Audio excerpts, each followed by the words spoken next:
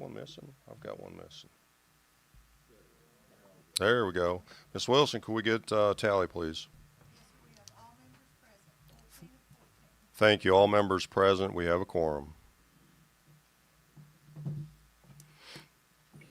Everyone should have a copy of the previous minutes for your consideration. We'll entertain a motion.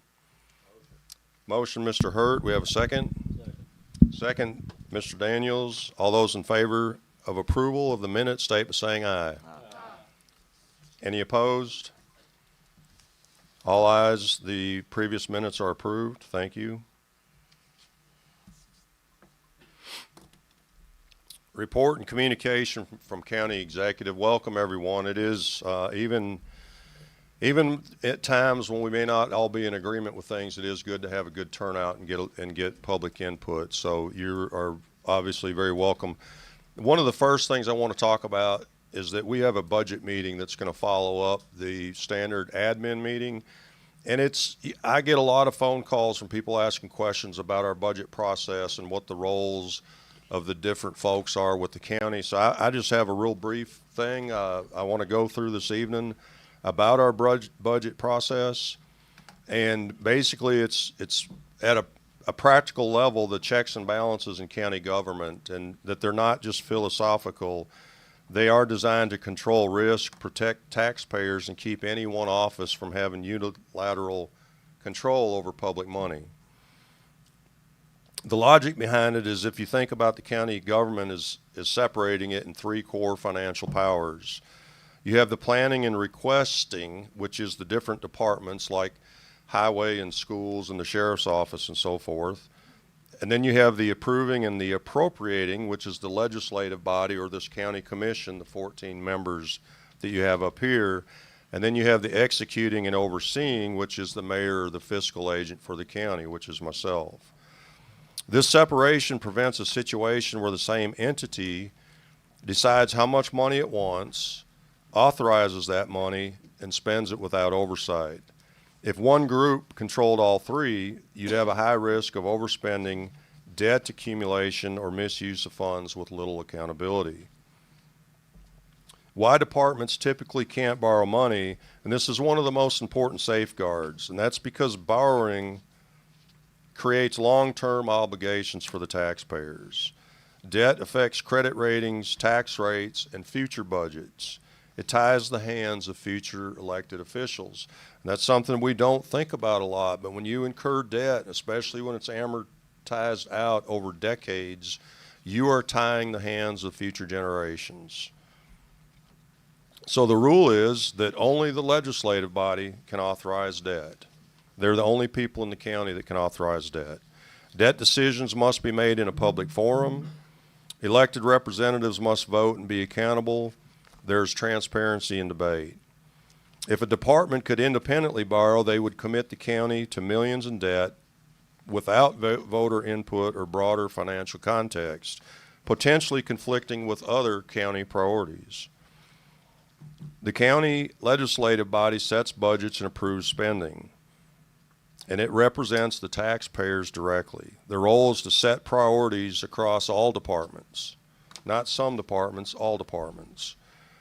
Balance competing needs, and that whether it be schools, roads, public safety, whatever it is, their role is to balance the competing needs. Control total spending and tax rates.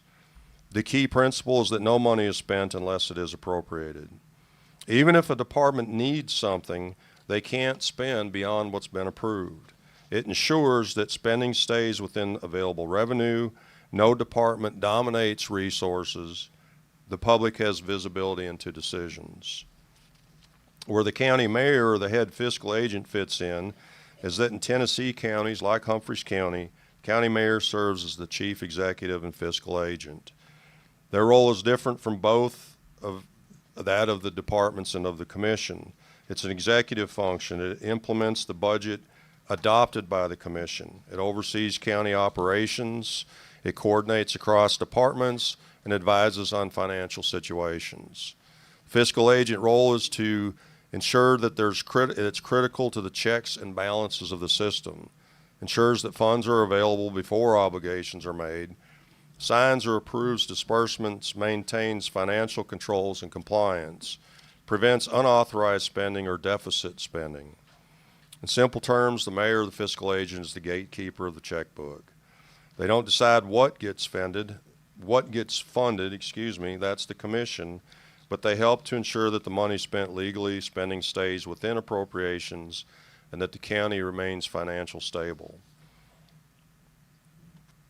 Basically, how it all works together is the departments identify needs and submit budget requests. County Commission reviews, modifies, and adopts the budget, approving any borrowing or major expenditures. County Mayor executes the budget, ensures funds exist before spending, maintains financial controls. Ongoing oversight of reports, audits, and public accountability. The underlying principle is at its core, the system is about one thing. No single entity controls public money from start to finish. One group requests, one group approves, one executes. That separation is what creates accountability and protects the public money. For those of you that wanted to know. Now, the next thing I want to talk about is this water authority.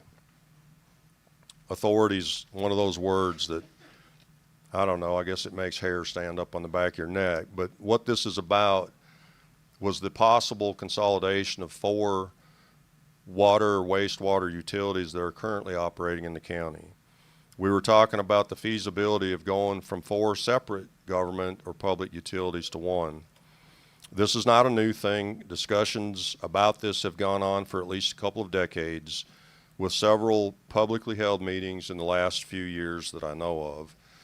And that's something I just want to point out to y'all. This isn't something that was just snuck in. I mean, these conversations have been going back, according to our records, at least to 2005. There was publicly held meetings in March of 2022. In April of 2023, there was a regional sewer infrastructure study suggesting regional wastewater. January of 2024, Humphreys County established an action plan that outlined critical need to address many infrastructure issues, including rebuilding and repair. September 4th of 2024, Humphreys County and the City of Waverly held a joint public meeting on September 4 at 12 o'clock in this room.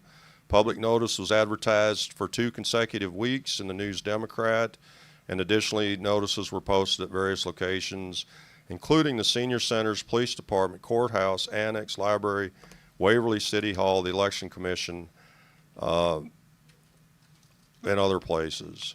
February 26th, in 2025, there was a publicly advertised meeting discussing the necessity of regionalization or the possibilities with Mr. Don Scholes from the Tennessee Association of Utility Districts that attended the meeting to discuss the pros and the cons and the logistics of forming an authority. March 26th was another publicly advertised meeting through the newspaper and social media website to further discuss the need for regionalization of planning or control redundancies. April 23, 2025 was another publicly held meeting. It says Mr. Woods was not present at this meeting, but at any rate, and then in August 25, there was a publicly advertised meeting for the resolution to hire Inflow Design Group. And then November 2025, there was a publicly advertised meeting in regards to this private act. So the point is that, it is hard for everybody to get all the information, but it's not that it was necessarily kept secret. The issue that we're faced with is that we have 4 water and wastewater utilities that have varying challenges that they're faced with. They have aging infrastructure, usage demand, infiltration issues, depreciation and funding issues, and extension of service and regulatory demands, just to name a few. And that we have issues, if left unchecked, will only create bigger and more expensive problems in the future. This is really simple. We are looking for solutions. We've been working very hard to explore possibilities and actually do something about it. we know that you simply cannot bury your head in the sand and hope that it goes away, because it will not. It will only get worse. It is impossible to improve anything without change. Tonight, I'm confident that this body will vote this resolution down unanimously, and I support that decision. And that's because it has become apparent that many are not aware of what this is actually or what it would do. We need to be able to make educated decisions based upon facts. We need to be better informed at what this could mean for Humphreys County.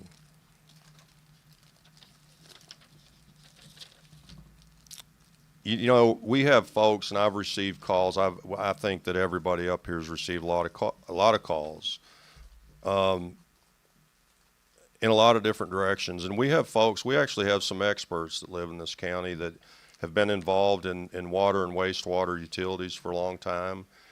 And so tonight, a bunch of you all have signed up to speak tonight. And if you have that experience or training or expertise in running water or wastewater utilities, you know, please point that out when you speak to us. I mean, we're looking for solutions. I mean, we have a problem that it would be wrong to just sit back and do nothing.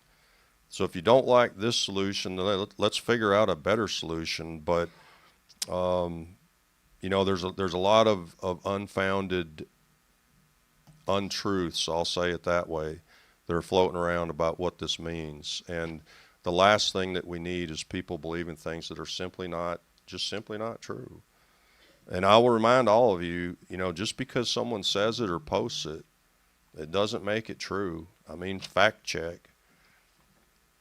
Reach out, ask questions, all of you, ask questions, talk about it. So with that, I'm going to end my point. We have a long list of folks that want to speak on the subject, and you're certainly welcome to. I'll say this is not a question and answer session. We had that last week for the most part. This is a business meeting, so you are welcome to come up and be heard. You each have 5 minutes if you choose to take it, and we're up here listening to what you have to say. But again, this is not a debate. It's not a question and answering service, and I'll shut you down as soon as it starts. We're here to listen. So please, if you want to speak, when your name is called, come forward, state your name and the district you're from and the topic that you wish to choose about, and we're here to listen to you. So Mr. Bobby Hunt, you're first on the list, sir. And if you could just make sure that your microphone is on, and you have 5 minutes.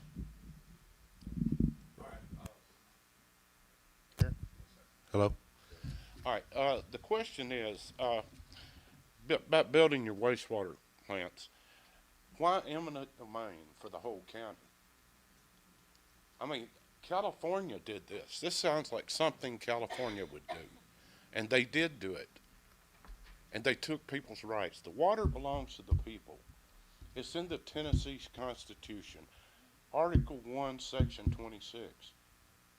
The water belongs to these people. If you want to build a wastewater treatment, go ahead and do it, but you do not need eminent domain.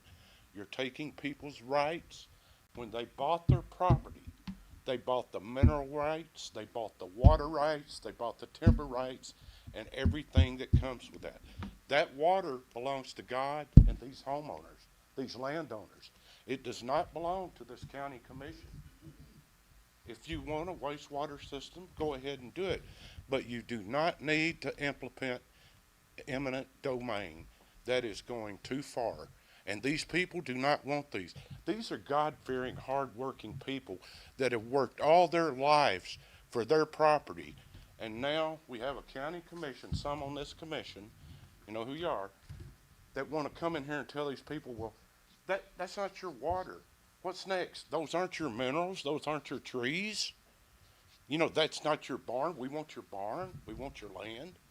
Eminent domain. You're trying to do it countywide. Just do it for a right-of-way.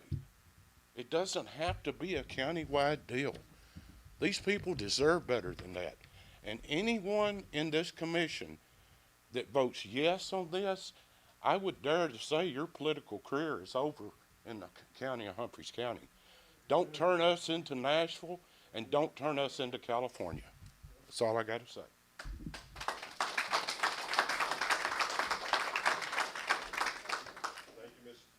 Thank you, Mr. Hunt. Mr. Tom Guard? Yes, sir. You're welcome to the microphone, sir. My name is Tom Guard. I currently reside on Hember Branch Road. I spent 25 years in the United States Army, and I've been all over the world. And when I decided to retire, I had my place that I could look to all over the world, and I could have retired anywhere. I chose Humphreys County.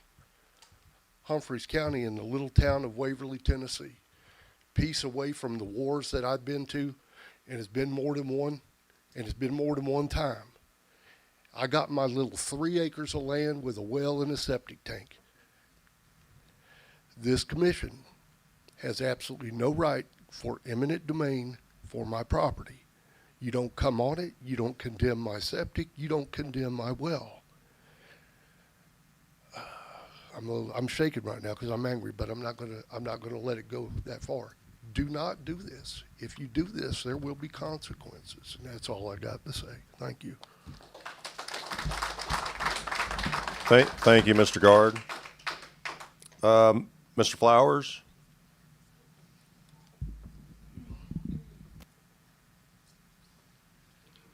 My name is James Flowers. I live in District 5. I moved back here in 1985, and it's been a pretty peaceful, good place to live. But the overreach has gotten way far out of hand. This that is being proposed, there's no limits to it.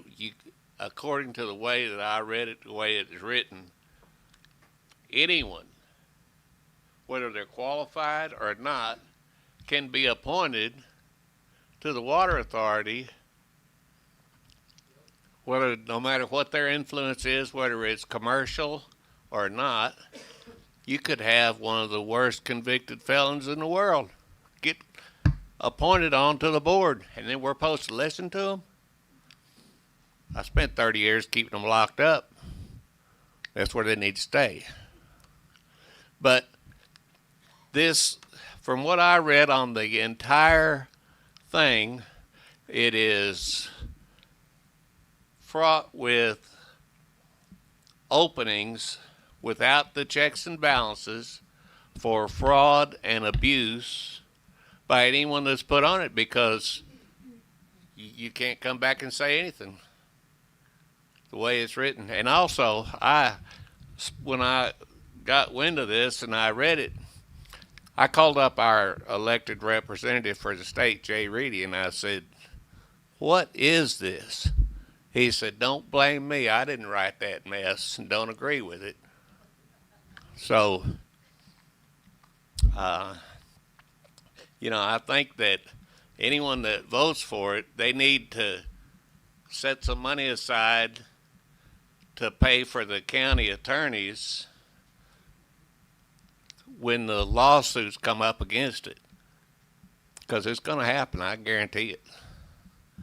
Anyway, I spent 6 years defending our rights to live free in this country, and there is no expiration date on that oath I took.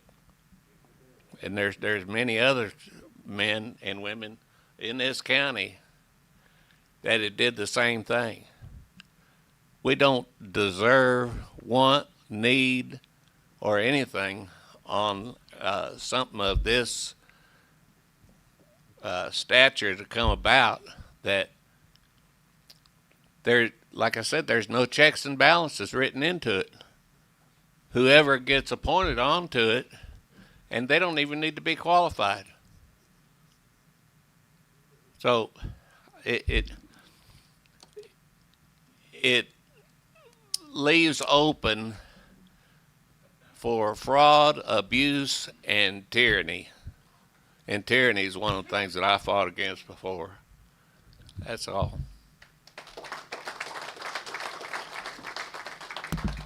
Thank you, Mr. Flowers. Ms. Rumsey? Pass.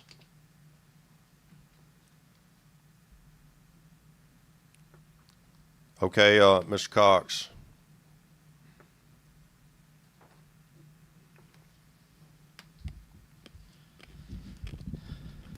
My name is Dan Cox. I'm in the First District. And I'm going to start, Mr. Agreba, and I wanted to make a comment about what you said. That was obviously very well researched. You spent some good time looking at all that budget stuff, and I thought you did a fantastic presentation. But I would like to point out one thing, is that everything that you said is undone in that water authority. Everything. It goes against everything that you put in there, that you commented on the checks and balances that the budget and this committee has. Because that water authority, once those folks are put in there, y'all get no say. We, the voters, get no say. They can pass bonds. You want to talk about putting us all on the hook for budget stuff, money? They can pass bonds, and we can't vote against it. The only way we can do anything about it is take them to court. And you know how long that takes. They're not required to stop while all that's going on. People have commented about eminent domain. Now, as far as knowledge about this bill, I know there's a lot of people who've read it. I read it over pretty good. One of the things about the eminent domain is they're not required to follow anybody else's pathway. They don't have to go off of what is already established for other people. They can come to your edge of your property and decide it's best to go straight through the middle of it. And there's nothing within that legislation and nothing that this county commission can do to stop them from doing that. As it was pointed out also, there's nothing on this that says these guys that are being appointed have to have any knowledge or experience with all this stuff. And they're going to hire somebody to come in and take that over. And that person, that executive that they hire to run the water authority and do all that stuff, he doesn't have to be qualified either. But he can hire whoever he wants and puts the water authority on the hook for that. While they put us on the hook for a bond. And you know how they get that bond? They put into the bond, before they've built anything, what the fees are they're going to charge us for that service. Before it's even established, before they even know how much it's going to cost or anything, they go ahead and establish that, and that's how they float that bond. So aside from that, aside from those important points, I hope y'all go ahead and vote tonight to strike this down. Because, and let me just make this real clear, even if this water authority passes, it has some very serious civil rights issues with it. 60% of the county lives in the rural area, and we get 40% of the representation on that board. That is absolutely not okay. Okay, that is not equal protection under the law. That's not equal representation. And when we go through and we look too about how the water authority operates, no, that's not due process. That's being dictated to about what's going to happen. Additionally, from what I understand, I don't know how many people in this room would like to see Humphreys County become just like Dixon County. But Dixon County is one of the first ones in Tennessee that got a water authority. And you can go and research this yourself. The water authority is the back door.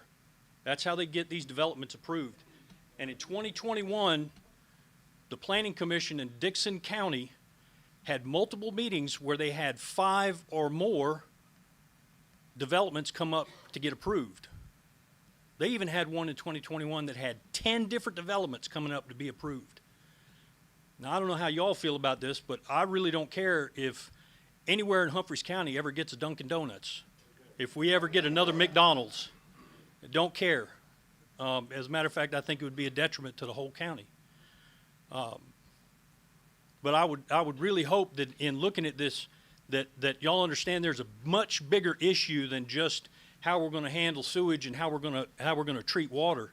Because, like I said, this is the avenue where these big developers who are just outside our door, who finished messing up Dixon County, are ready to come down here and buy up 300 and 500 acre tracts and make a deal with the water authority to put in a bunch of stuff that usually is put in substandard real fast and then just hand it off and we get stuck with the bill to fix it. Anyway, thank you. Thank you, Mr. Cox. Barbara Smith.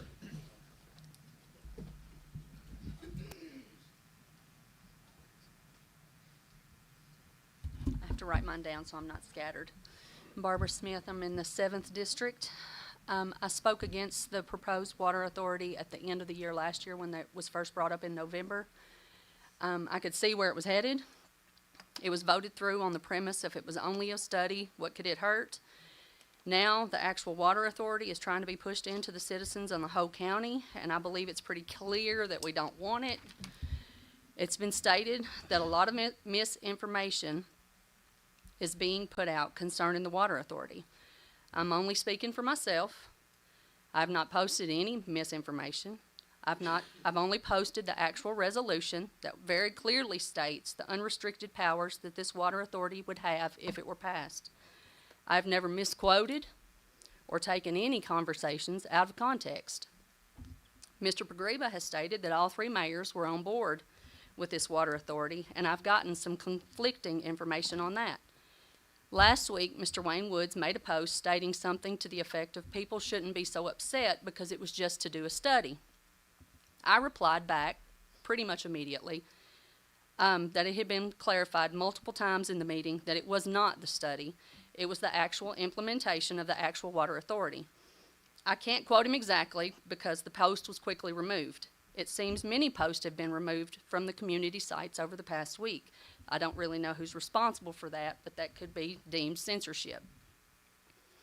But that post made me aware that as the mayor, he wasn't even really sure of what he was thinking of, so I didn't really understand how Mr. Pogriba was saying all 3 mayors were on board. I've also heard the argument that it will help economic development. I agree that our town, and I'm speaking of McEwen because that's where I live, could use a few improvements.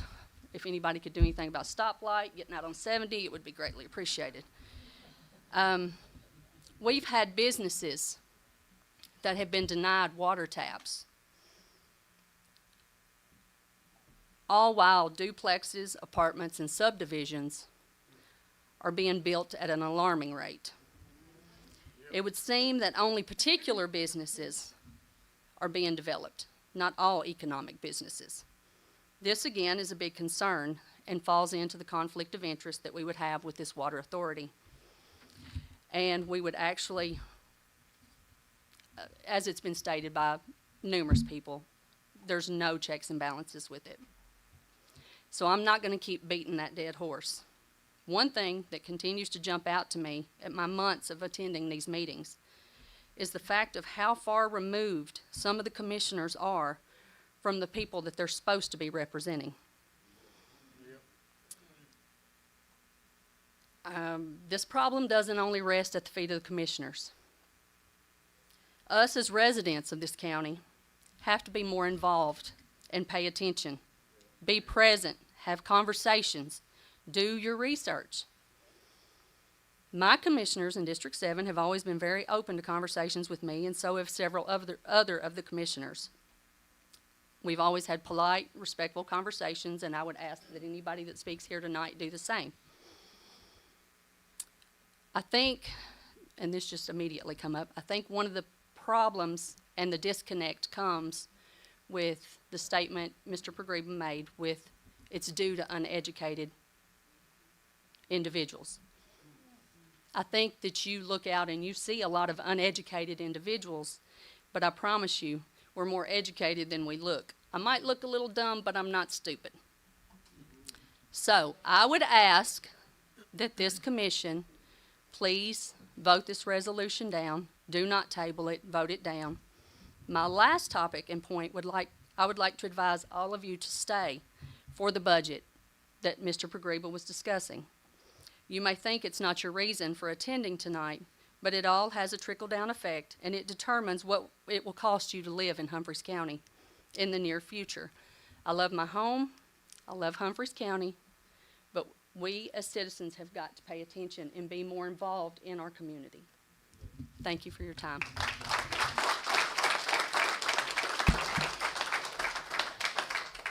Thank you, Ms. Smith. Jeremy Smith?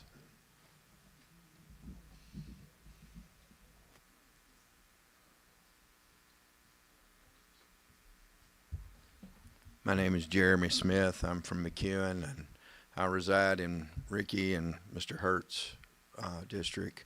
My concern falls with the problems that some of the businesses there in McEwen, what we've seen so far with McEwen, that are unable to get water taps.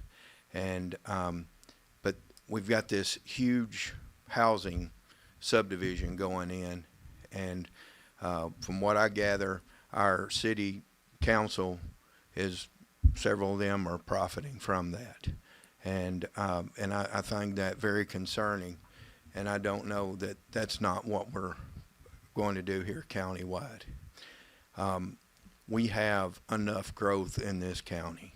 We don't need to further that growth. I know there are lots of folks that will make a lot of money from it. Yeah, economic development, but at whose cost? It's our cost. The folks in McEwen are paying outrageous water rates all for this, this whole new system, and they needed a new system. There was no doubt about it. But why that was allowed to come in that manner is beyond me. We do not need the growth of Dixon in Humphreys County. And two, we understand we have to have taxes, and these taxes. I don't know if you're familiar with impact tax, but I think impact tax needs to be considered, especially for these large subdivisions that you've got going in. Let those developers, let those people pay, and not the people of Humphreys County. Thank you.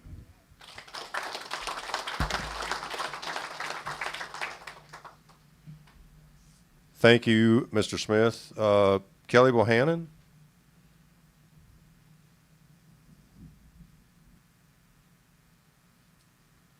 Hi, I'm Kelly Bohannon, and I live in District 1. I've lived in this county all my life, and I've lived in every city in this county. My concern is that I believe we do need to look at the infrastructure problem. We do have a problem that does need to be fixed. But at what cost you talked about future generations. Well, my children and grandchildren are future generations. And I think we need to look at what betters them without taking away their rights as being part of Humphreys County. I don't know what the answer is, but clearly this was not the right one. I don't know. Are you able to form a committee to rework this situation and come up with another plan? I mean, where does it go from here? So, I'm all for making it right and getting it better, because if you don't keep your infrastructure up, then more problems occur. But you have to think about what that does to the future generations, not just for their betterment, but what it might hurt with them also. So I think another plan needs to be drawn up, and you talked about all the ways that you can find out about the commission meetings and things like that, and I just randomly heard about it tonight, so maybe another public forum to get more people involved would help, because the Democrat, I don't get that, I don't read that, so I think a bigger public forum to get more people involved would help with that. So.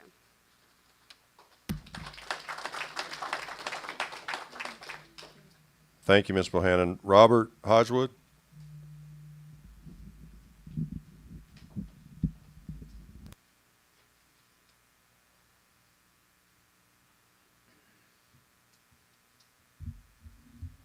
I'm Robert Hagewood. I'm concerned about this water authority. I've been to other states to where they've had it, and when times get tough, they've come out to people's wells and put meters on them. They've commandeered springs. If you water your cattle out of ponds, you pay for it. And the growth, it's just, you can see it. Everybody gets a call every week or a text every week interested in your land. And people see Humphreys County as cheap land. We can do what we want. And we don't want that. My property is not for sale, period. People don't have enough money. Sometimes we've got to stand. Everything ain't for sale. And we'll see tonight when y'all vote, are y'all for sale or not. That's all I got to say.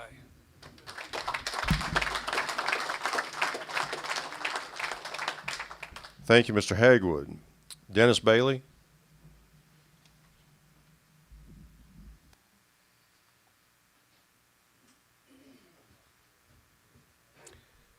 I'm Dennis Bailey. I don't know what district I'm in. I live Bold Springs Road, 4080 Bold Springs Road, McEwen. So y'all somebody can tell me what district I'm in. I don't know. And by me even saying that, this is the first public meeting I've ever been to. Never spoke at one because I've never been in one. And I almost feel like maybe I'm in the wrong place. I'm not sure. When I came here to say, I don't know if my face is red because I am pretty upset. I've been in this community since year 2000. I've been a pastor in this community since the year 2000. Different churches. I'm volunteering pastoring in a church in Dixon now. I've worked on several of y'all's homes. I've noticed people in here.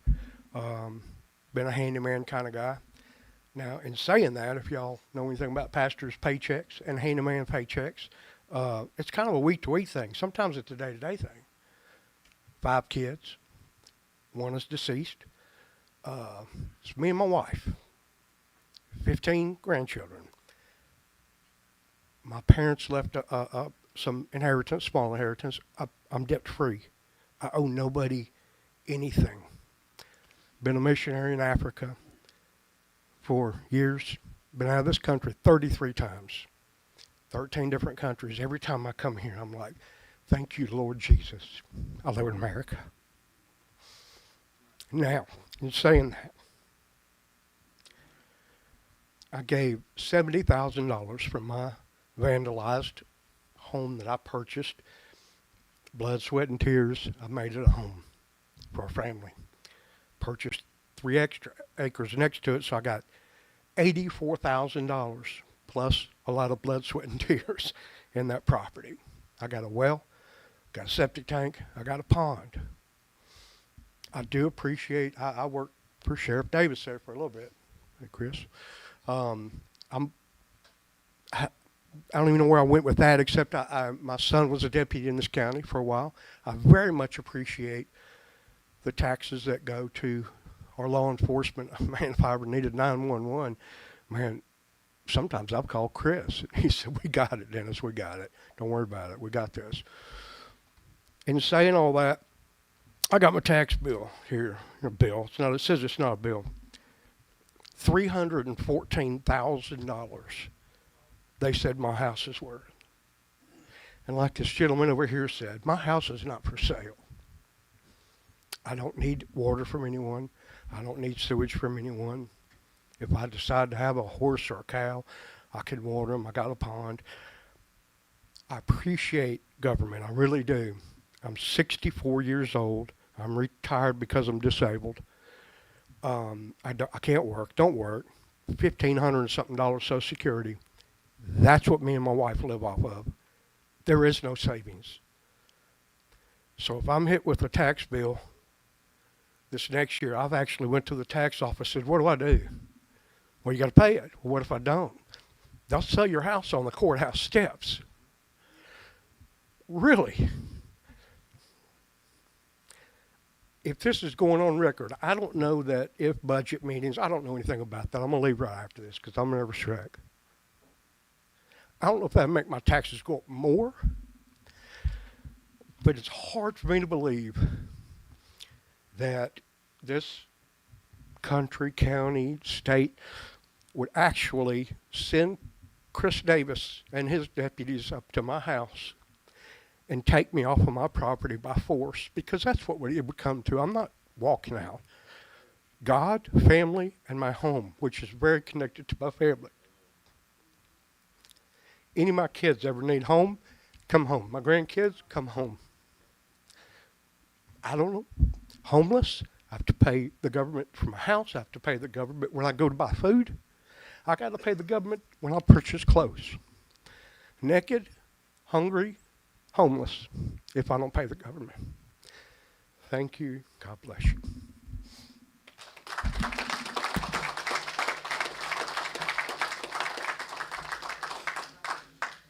Thank you, Mr. Bailey.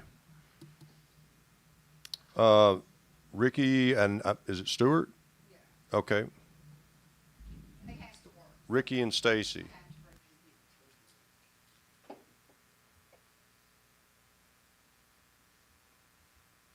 Stacy Stewart, and I'm District 2.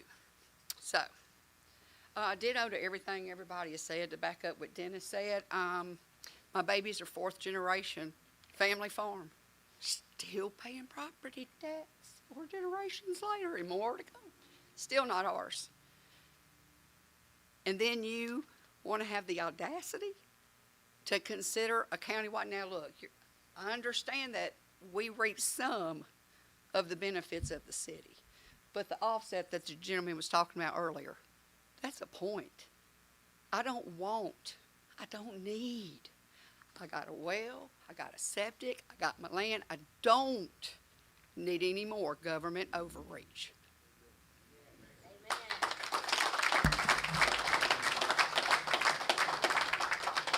Thank you, Ms. Stacy. Charles Neiman.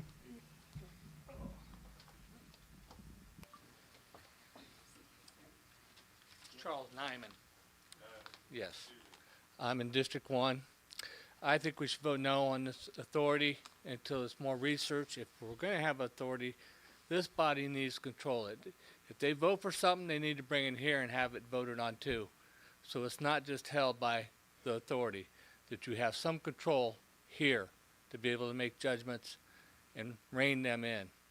Sure, we need water. Sure, we need sewer.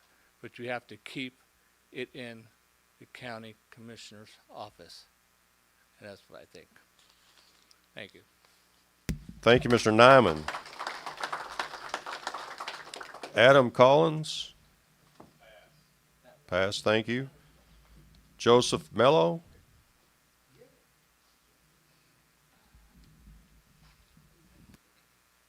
Evening, everybody. My name is Joseph Mello. Just a little bit about myself. I'm in District 5. I retired out of the military in 2022. I did 20 years in the military. 10 years of which was out of the country. So I have seen what water and sewer and everything else is. 4 years of that was in combat zones. Now, as you said, when you see authority, people start thinking bad things. I think oppression, tyranny, and things like that. Then when you start throwing in commendation and eminent domain, and then that little sentence that says to have the right to send people onto my property to do surveys and testing. I can tell you right now, I'm a peaceful man because I choose to be peaceful. The unfortunate thing is anybody that's on that board is not going to be the people that come to my property. It's going to be the people that they send to try to do the testing. The majority of the people here are saying they don't want this water authority. I'm all about, hey, we have to figure out the water, we have to figure out the sewer. But as soon as you start giving people the power over your constituents, I'm sorry, I have a lot of times I twist words because I have some nerve damage. But anyways, they're not the ones that have to go and deal with all these people. I mean, we can all be in agreement that something needs to be done about the infrastructure, something needs to be done about the water, the sewer. But once you decide to give somebody the power over the people, that becomes a problem. And like I said, I spent 20 years fighting oppression and tyranny and things like that. I've seen the worst of the worst.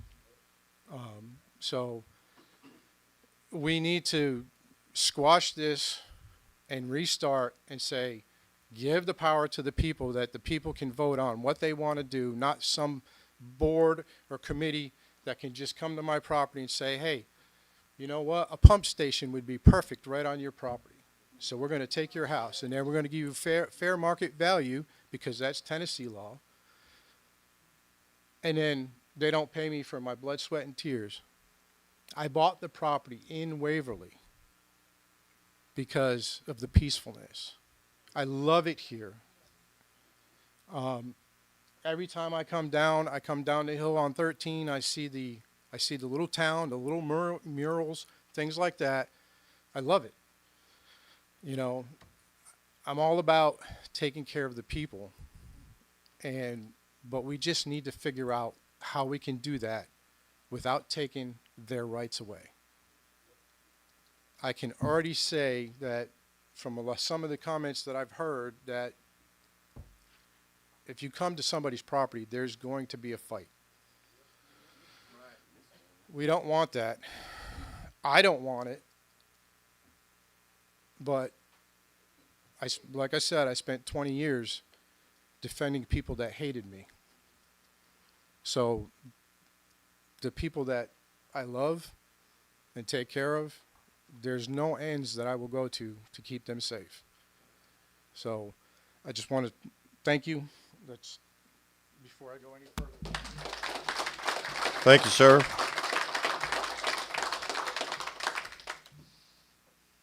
Tiffany Olson.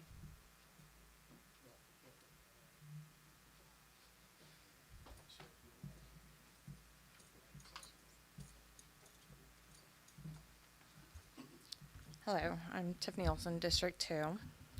I want to be clear from the beginning, I support reasonable, long-term planning for water infrastructure in our county. What I do not support is the creation of a new governmental authority with expanded powers, especially one that includes eminent domain, when it is not necessary to achieve those goals. Humphreys County is not a water-scarce region. We are known as the land of three rivers, with direct access to Tennessee River, Duck River, and the Buffalo River. These are major sustainable water sources that already support both municipal systems and private use throughout our county. In addition to these abundant surface water resources, many residents, including myself and others in this county, rely on private wells.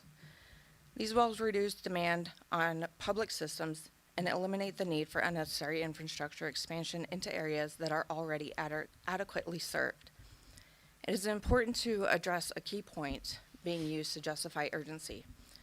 Creating a water authority does not accelerate engineering studies, surveys, environmental reviews, or system assessments. Those processes are already underway and will continue regardless of whether a new authority exists or not. Establishing a new governing body does not produce data faster, improve survey outcomes, or change the physical realities of our water system. So the question becomes, what problem is this authority actually solving? If the goal is infrastructure improvement, there are already proven pathways that do not require creating a new layer of government. Existing water providers and systems within the county can be strengthened and expanded where necessary. Regional cooperation agreements can address service gaps without forming a new authority. Contracted operators can improve efficiency and compliance. Federal and state funding programs already exist to support these efforts.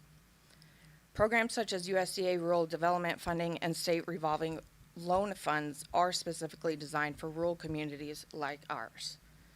These can be used to improve infrastructure without expanding government authority or creating new entities. Creating a new authority with the ability to take private property introduces risks that far outweigh its potential benefits. Reduce accountability due to appointed leadership, long-term expansion of governmental control beyond its original scope, expansion into areas that do not need it, particularly where private wells already exist. This is not just an infrastructure decision, it is a governance decision that will affect property rights and local control for decades. Humphreys County has the natural resources, existing systems, and funding opportunities to address its water needs without creating a new authority with expanded powers. I urge this commission to reconsider this approach and pursue solutions that are both effective and respectful of the people who live here. Thank you.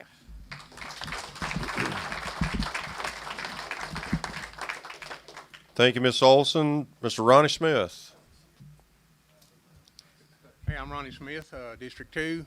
I just want to say thank you to the commissioners that represented their people in voting no against this private act.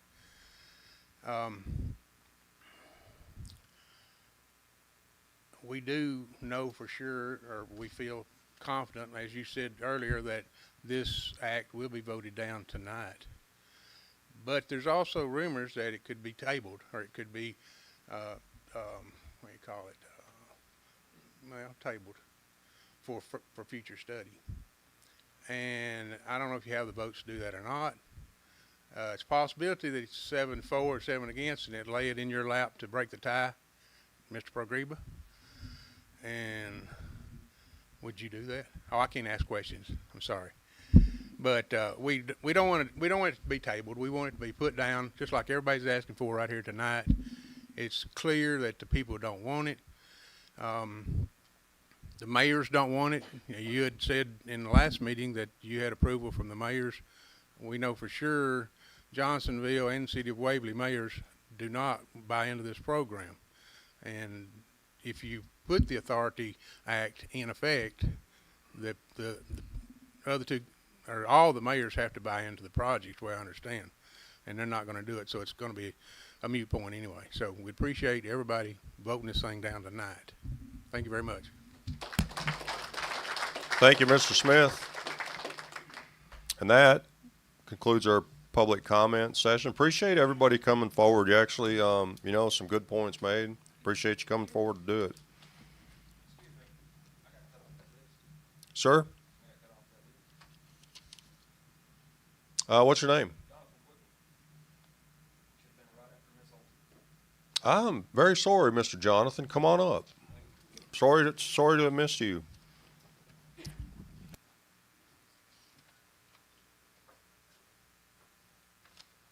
I'm going to keep it as brief as possible. District 2, Jonathan Quickle.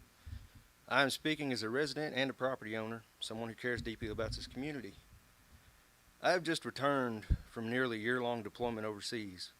Personally, it disturbs me deeply to see the directions this county's been taking in my absence.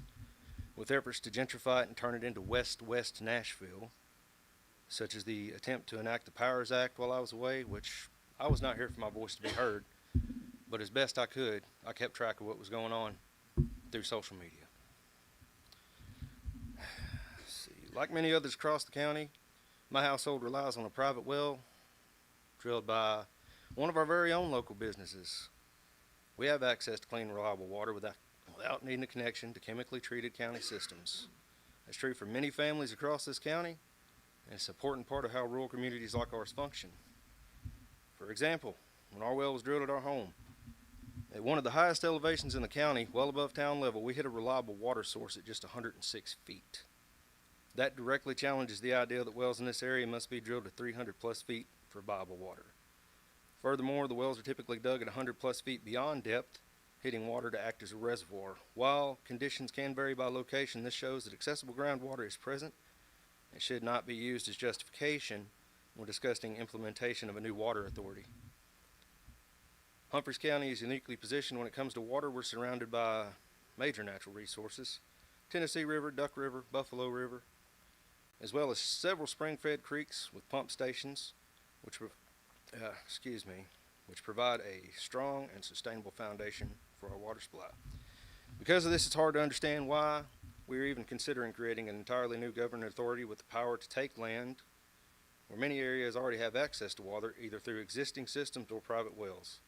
An authority with no oversight an authority that you can claim the county has no power over, yet in the legislation itself, in black and white, mayors, county executives can self-appoint themselves to the board. That's controlling 40% or more of the authority. An authority who can appoint whoever they want to the board, appoint a general manager who at their discretion can determine salary level.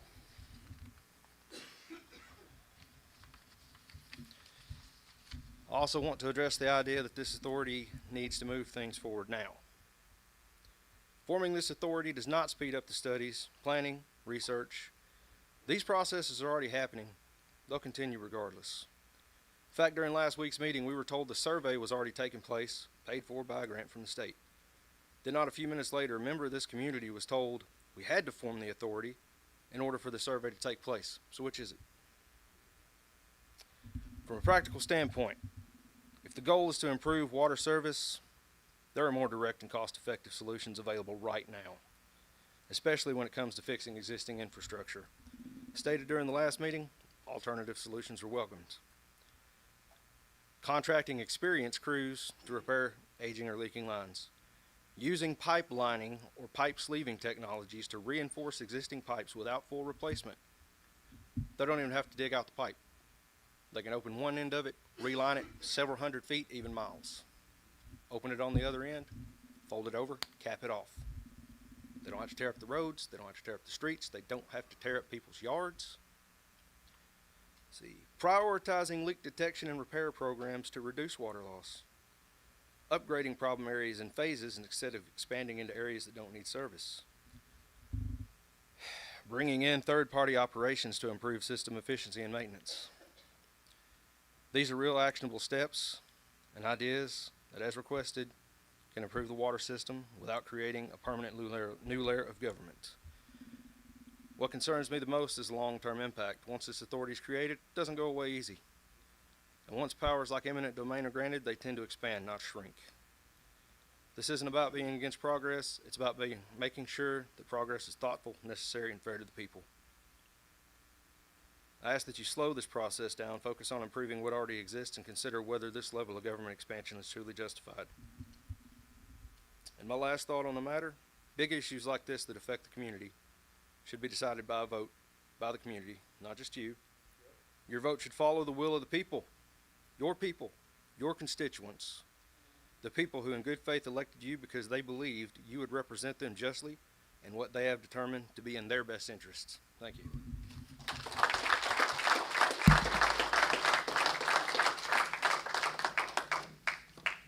Thanks, sir.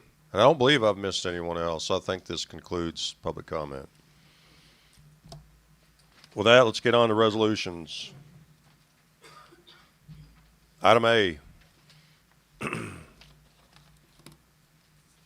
School Board Amendment and Appropriation Resolution authorizing account transfers for the General Purpose School Fund.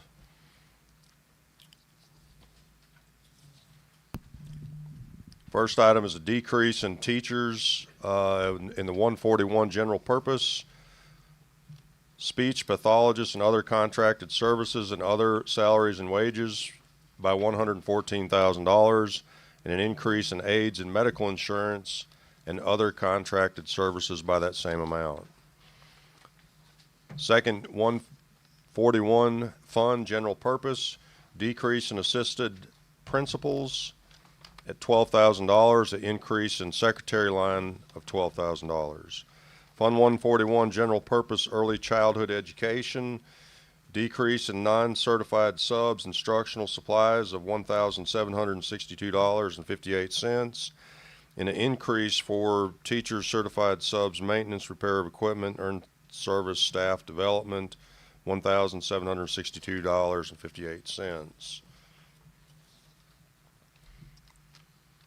141 General Purpose Operation of Plant, decrease in other equipment, career and tech teacher, other contracted services, building improvements, and capital output for a total decrease of $143,000, an increase of disposal fees and electricity of $143,000.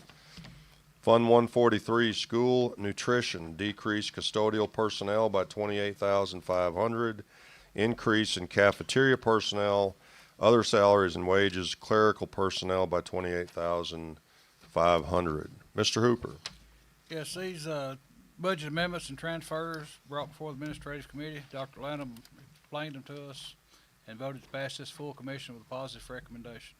Thank you, Mr. Hooper. Is there any other discussion? Hearing none, without objection, I'll call for a vote. Commissioners, please select your vote.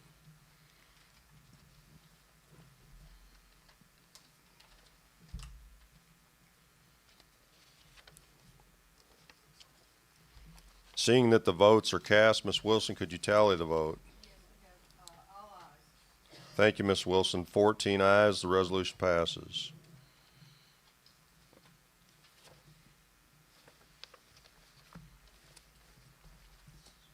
Item B is a resolution to amend the budget of Humphreys County, Tennessee, adopted June 23, 2025 for fiscal year ending June 30, 2026. This is a 116 Solid Waste Sanitation Fund, account 39,000, entitled Unassigned, is decreased by $40,000. Account 55-732, entitled Convenience Centers, is increased by $40,000. At line item 724, entitled Site Development. This is for the additional work regarding a retaining wall for dumpster disposal at the new Buffalo Convenience Center. Mr. Hooper. Yes, this resolution brought before the Administrative Committee discussed. Mr. Pagriba explained the use and voted to pass this full commission with a positive recommendation. Thank you, Mr. Hooper. Is there any more discussion?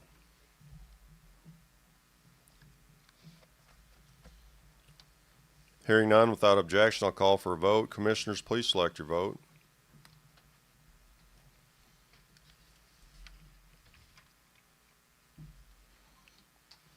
Seeing that the votes are cast, Ms. Wilson, could you tally the vote? Yep, all ayes. Thank you, Ms. Wilson. All ayes, the resolution passes.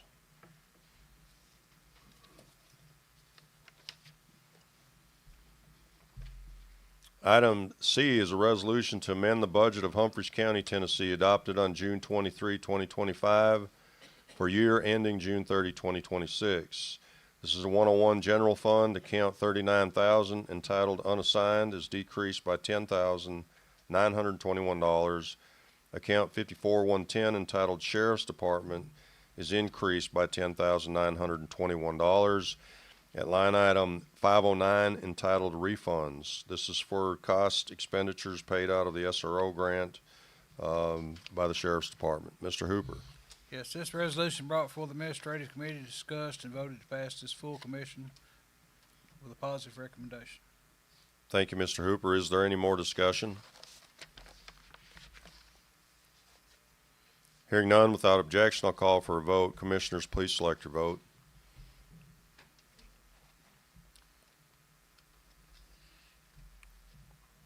Seeing that the votes are cast, Ms. Wilson, could you tally the vote? We have all ayes. Thank you. All ayes. The resolution passes.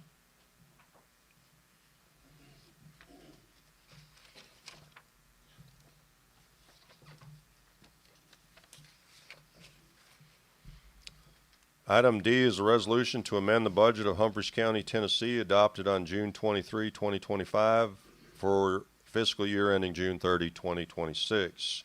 This is a 122 drug fund, account 39,000, entitled Unassigned, is increased by $10,000. Account 54-150, entitled Drug Enforcement, is increased by $10,000 at line item 716, entitled Law Enforcement Equipment. This is a donation made by OxyChem to the county, and we'd like to say that we appreciate your generous contributions to our county. Mr. Hooper. Yes, this resolution also brought before the Administrative Committee discussed, the use of which was explained and voted to pass this full commission with a positive recommendation. Thank you, Mr. Hooper. Is there any more discussion? Hearing none, without objection, I will call for the vote. Commissioners, please select your vote.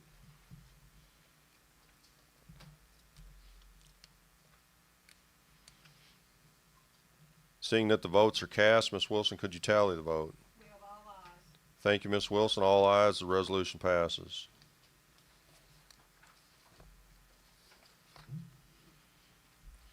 Item D is a resolution to amend the budget of Humphreys County, Tennessee, adopted June 23, 2025 for fiscal year ending June 30, 2026. This is line Fund 126, County Fire Department Fund, account 39,000, entitled Unassigned, is decreased by 3,000. Account 54310, entitled Fire Prevention and Control, is increased by 3,000 at line item 399, entitled Other Contracted Services. This is for the Tango Tango phone service app for the firefighters. Mr. Hooper.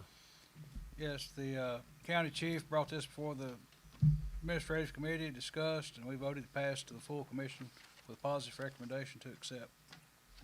Thank you, Mr. Hooper. Is there any more discussion?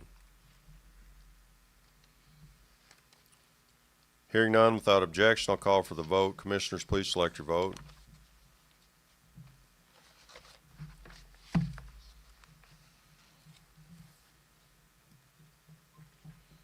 Seeing that the votes are cast, Ms. Wilson, could you tally the vote? All ayes. Thank you. All ayes. The resolution passes.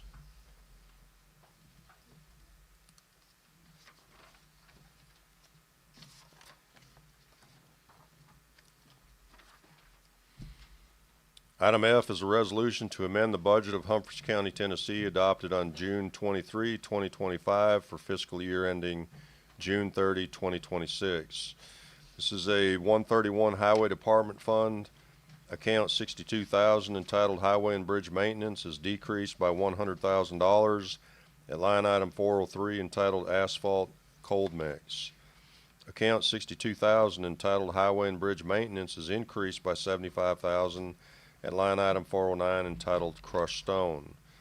Account 63,100, entitled Operation and Maintenance, is increased by $14,905 at line item 418, entitled Equipment and Machinery Parts. Account 65,000, entitled Other Charges, is increased by $10,095 at line item 513, entitled Workman's Comp Insurance. Mr. Hooper. Yes, this resolution brought before the administrative committee, discussed, and voted to pass this full commission with a positive recommendation to accept. Thank you, Mr. Hooper. Is there any more discussion?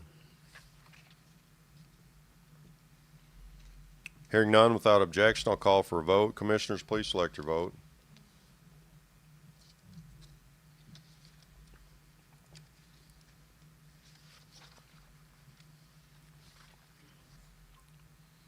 Seeing that the votes are cast, Ms. Wilson, could you tally the vote?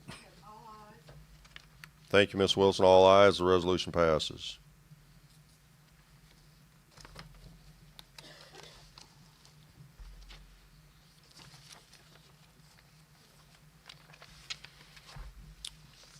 Item G is a resolution to revise, restate, reorganize, and reestablish the Humphreys County, Tennessee Regional Planning Commission and the composition and the number of terms of members thereof. And in explanation that over time, subsequent appointments did not observe the protocol for staggered terms as members resigned or their terms expired and otherwise vacated their offices, with the present reality that is the present composition of appointed members has become out of sync with the legal requirement for staggered terms, and results that most of the incumbents have terms of office expiring at the same time every 4 years. This legislation is to make provisions to correct that imbalance and stagger the terms to assure the new members are appointed and can immediately gain knowledge of the duties of the members derived from knowledge and experience shared by existing members and incumbents of the position. Whereas we find that the reduction of the number of members from 9 to 6 will be more efficient, as it will reasonably assure that the business of the Planning Commission and delivery of its service to the public can best be assured by a likelihood of a quorum of 4 members who can be present to attend to business on the agenda, which will thus avoid having to postpone businesses for a month until the next regularly scheduled meeting. Mr. Hooper. Yes, this brought before the administrative committee, discussed, and voted to pass this full commission with a positive recommendation to accept. Thank you, Mr. Hooper. Is there any more discussion?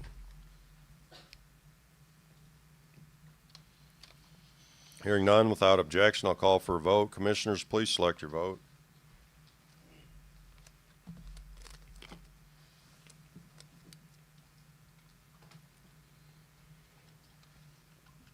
Seeing that the votes are cast, Ms. Wilson, could you tally the vote? All ayes, the resolution passes.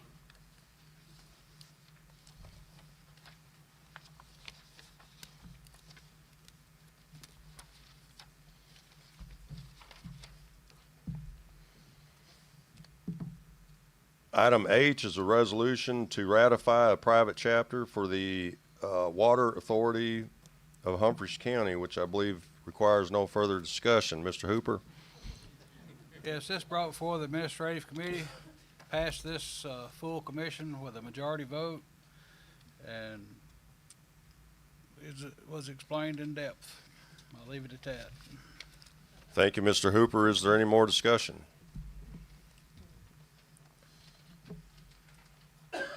Hearing none, without objection, I'll call for a vote. Commissioners, please select your vote.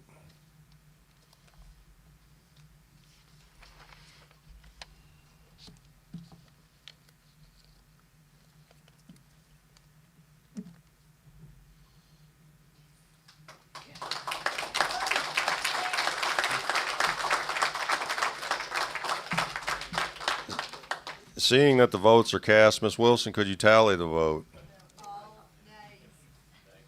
All nays, the resolution does not pass. Thank you.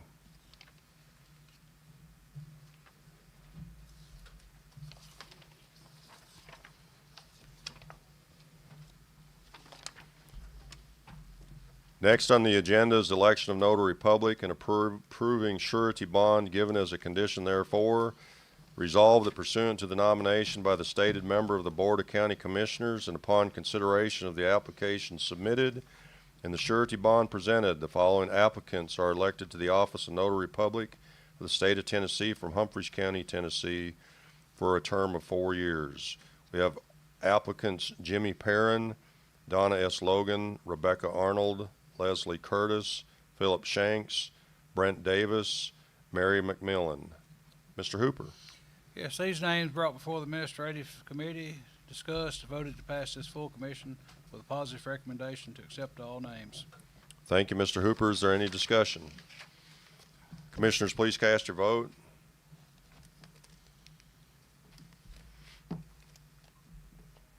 Seeing that the votes are cast, Ms. Wilson, could you tally the vote?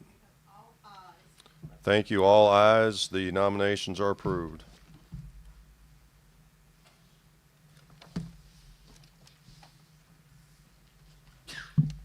Do y'all have any other business?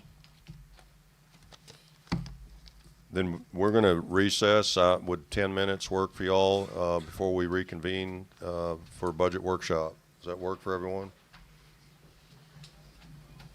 10 minutes. We'll reconvene at 7:25.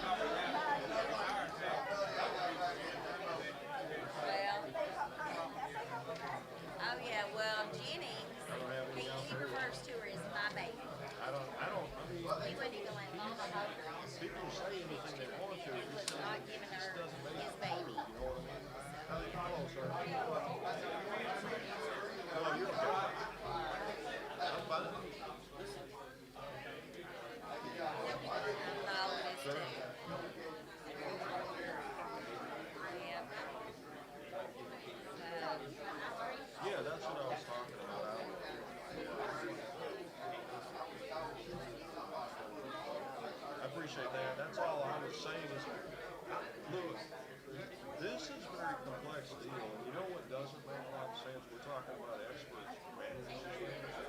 I'm managing a sewer plant right now. How much experience do you think Mayor Meade Johnson is the manager of a water and sewer? How much experience does he have? None. So it is a problem. We gotta figure out a fix.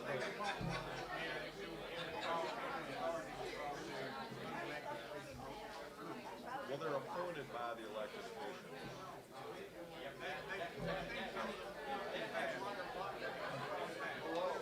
There's not a perfect system, but look, for you and we were doing away with 4 government entities in exchange for 1. That's a pretty good start. It did. Rob St. Thomas said the same thing. What? And these mayors that are back from, we got it on record, they were pushing forward. They're succumbing to public pressure, I get that. Yeah.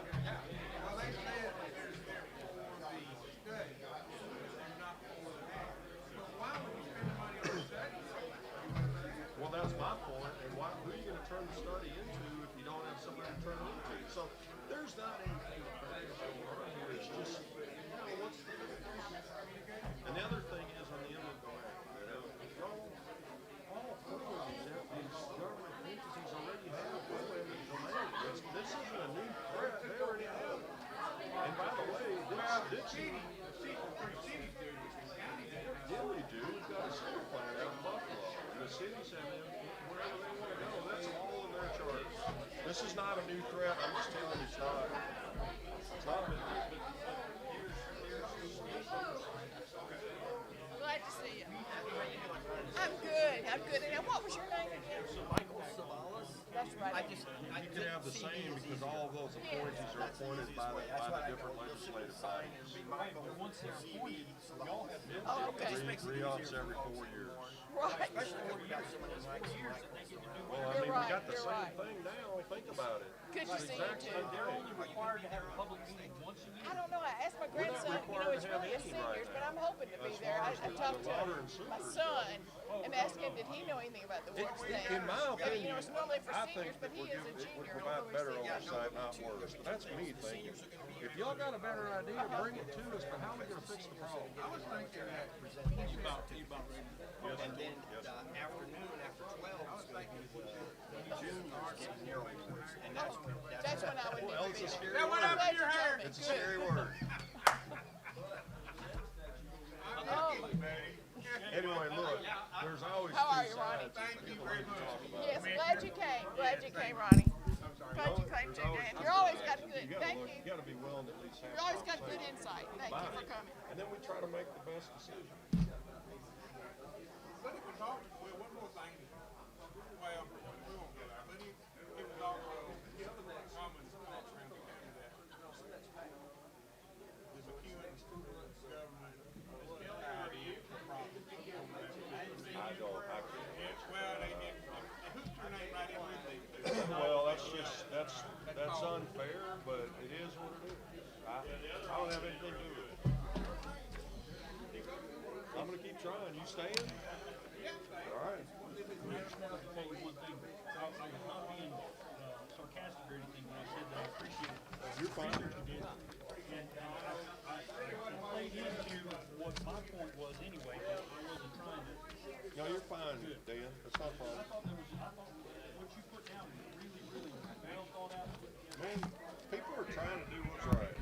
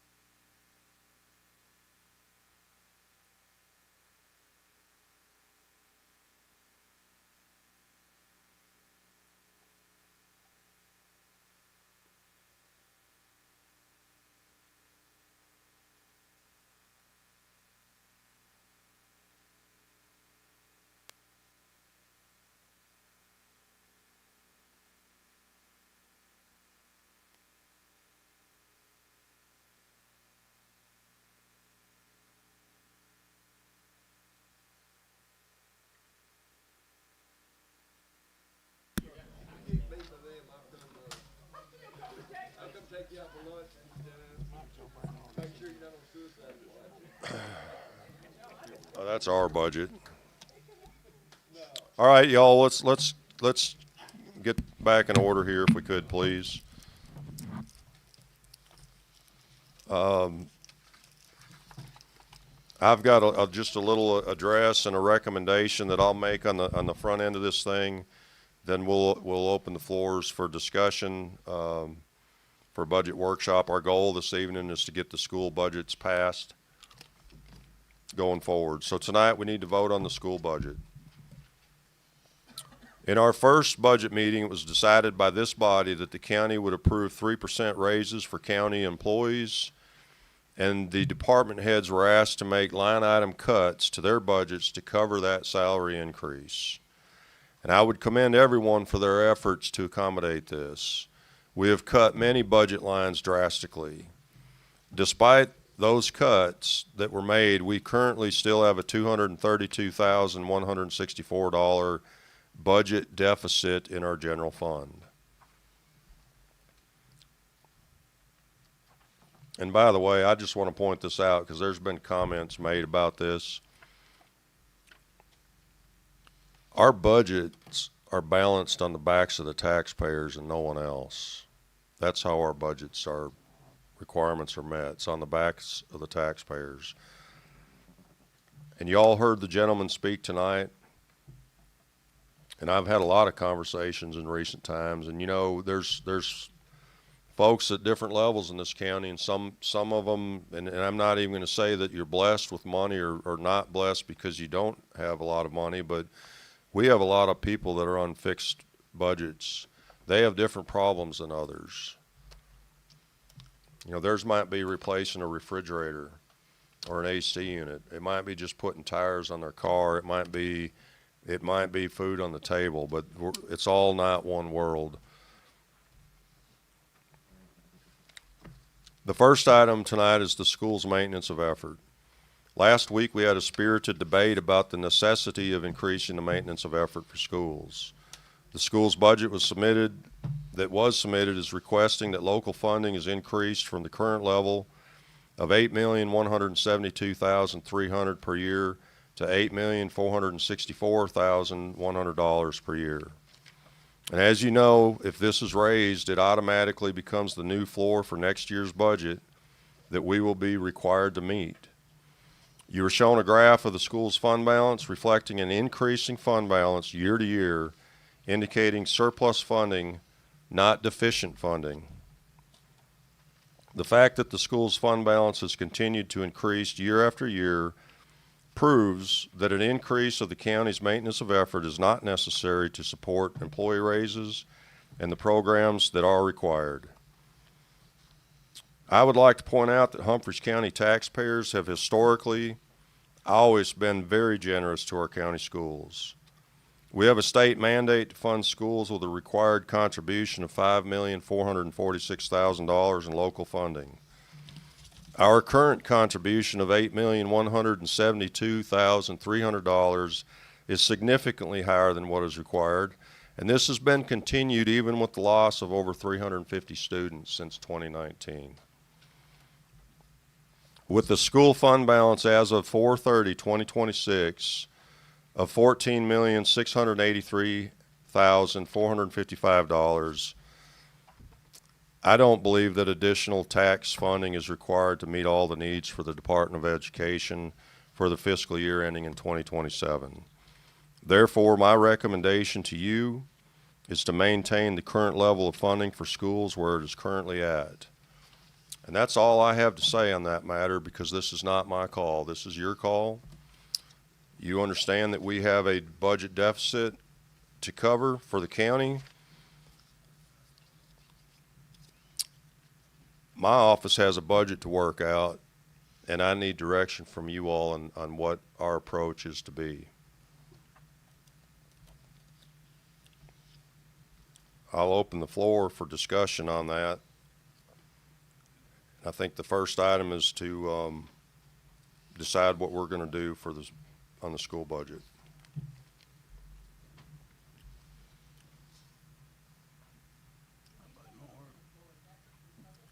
No, ma'am, it's, I can't get my button over. I think we've got, our computers are the wrong, but Mr. Hooper? The 232-164, what departments is that in? Just to start off, where we know where we're at. Can you give us a? It's not necessarily just any one specific department. We obviously, you all do have a full copy of tonight's budget, and we can go through that.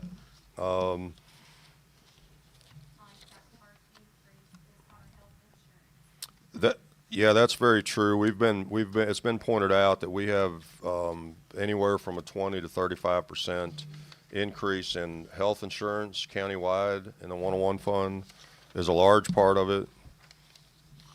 And by the way, not all numbers are finalized yet either. We still don't have the bids back for the county jails food and medical services. So we've plugged that in. We feel like we've got it covered. But it is an unknown. And the healthcare is an unknown until those numbers are confirmed and come in. We feel like we have it covered. One of the things that I'll point out to you all when you're looking at these budgets, we have put labor burden in every category. So they're going to look a little skewed from last year. Just look at the labor burden columns and remove that part, and it will.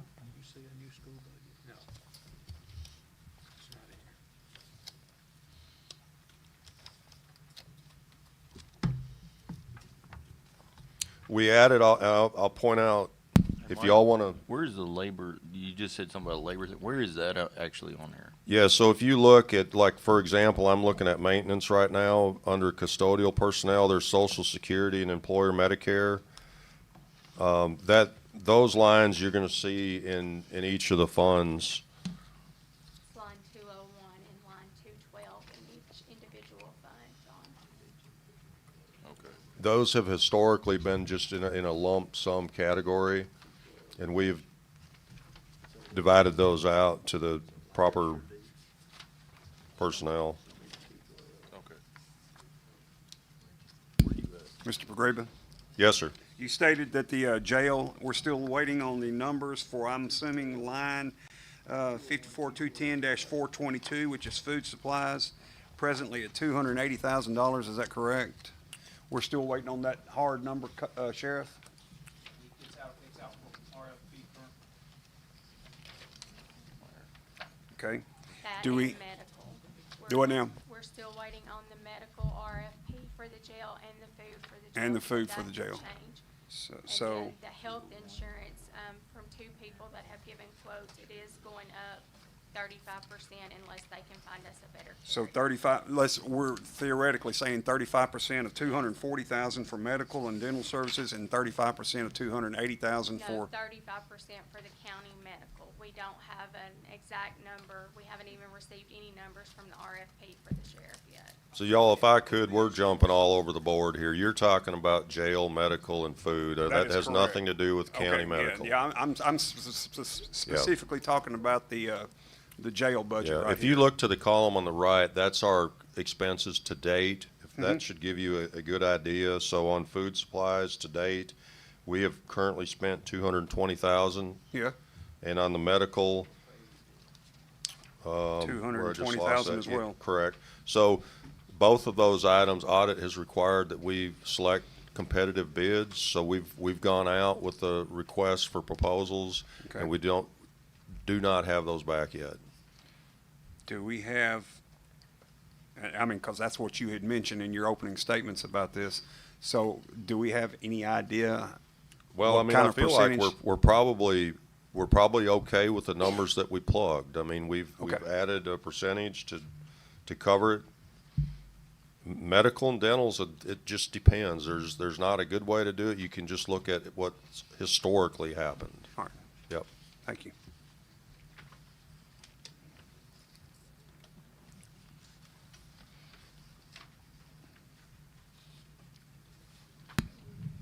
Mr. Perdue, Mr. Malone? on Fund 101, our property taxes are being forecasted for this year at what we collected or estimate to collect for this year, correct? Yeah, basically, it's straight across the board, and that is because when they recertify our tax rate, they're going to ensure that we do not collect additional taxes from it. There will be some growth. We don't know what those numbers are yet, but we hope that there's some We're growth. basically using what we collected as our forecast for Yep, next year. yep, Which is the 4.7, correct? correct. Yep. You can see that we collected, currently at 4.724. So, and I'd like to say something, y'all, too, when we're looking at this budget.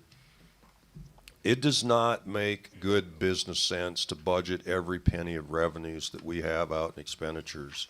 We should have $1 million surplus every year in our budget for future capital projects and rainy day funds for things that happen.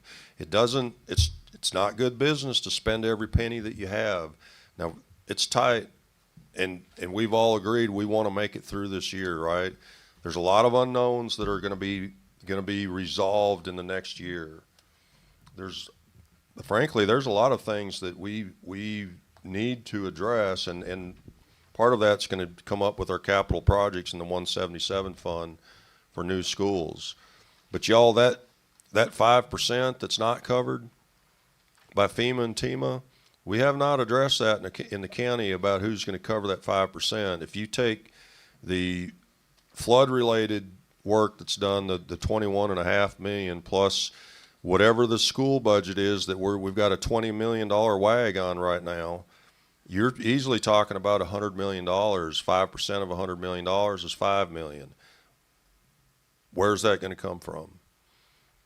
We've also have the interest on this that we're told is refundable, and that's fine on new projects. But I'm just saying, I feel like there's going to be a lot of things resolved in the next year.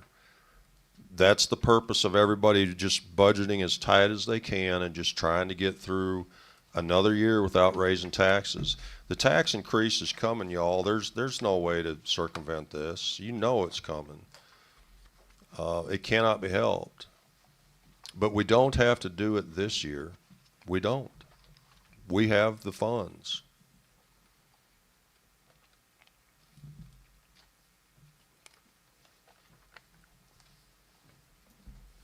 So, Mr. Pagriba, if I may, what are you asking of us right now? What part of this do you want us to approach right now?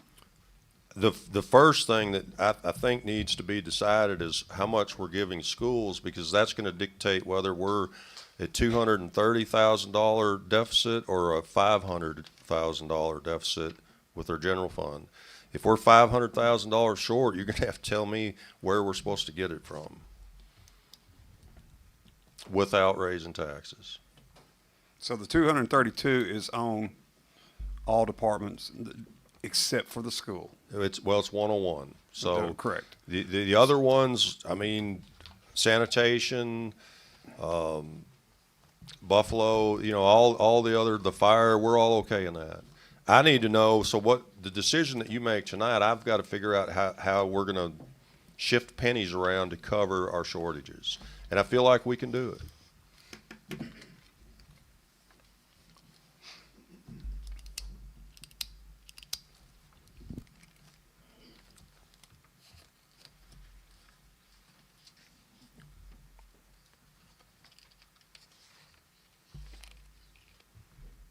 I can tell you what I've directed everyone when they were working on their budget cuts.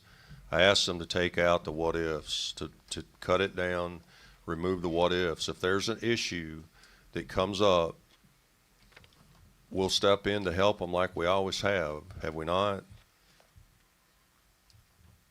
Have the schools ever come in with a need that you all haven't met? You've met the needs since I've been here and before. If there's a need, I feel like it'll be met. Mr. Pagriba? Yes, sir. If we're taking out the what-ifs, on the state revenue sharing for TVA, we collected $2.3 million against a budgeted number of $1.8 million. about 500,000 over for the second consecutive year, but yet we only budgeted 1.8 for next year. The second part of that is it reduces every year. There is going to be some revenue on that impact part. The first part's a payment in lieu of taxes, but it zeroes out. So, I mean, it's a heck of a nice bonus, but it's not a reoccurring revenue that allows us to reset reoccurring expenses by. Does that make sense? To some extent, but I mean, what would we project next year to be? Tiana, do you recall it decreases by, Last year in November, it was, I think, 745,000. This year, it should decrease by 50%, and then next year it will decrease until we will only get 25% So, of the original amount. of the original So amount of we've got $745,000. $250,000 there that'll come in to cover your 232,000. yes, sir, could. But it's not reoccurring. The 232 is No, but to reoccurring. get through next year. So, it's- yes. It's there and it's not in our budget as a revenue. That's why I'm saying I'm confident that we can get through without raising taxes, but we just need to hold everybody to where they're at to the best of their ability. Agreed. I think we can do this. And we will not know the exact number until November.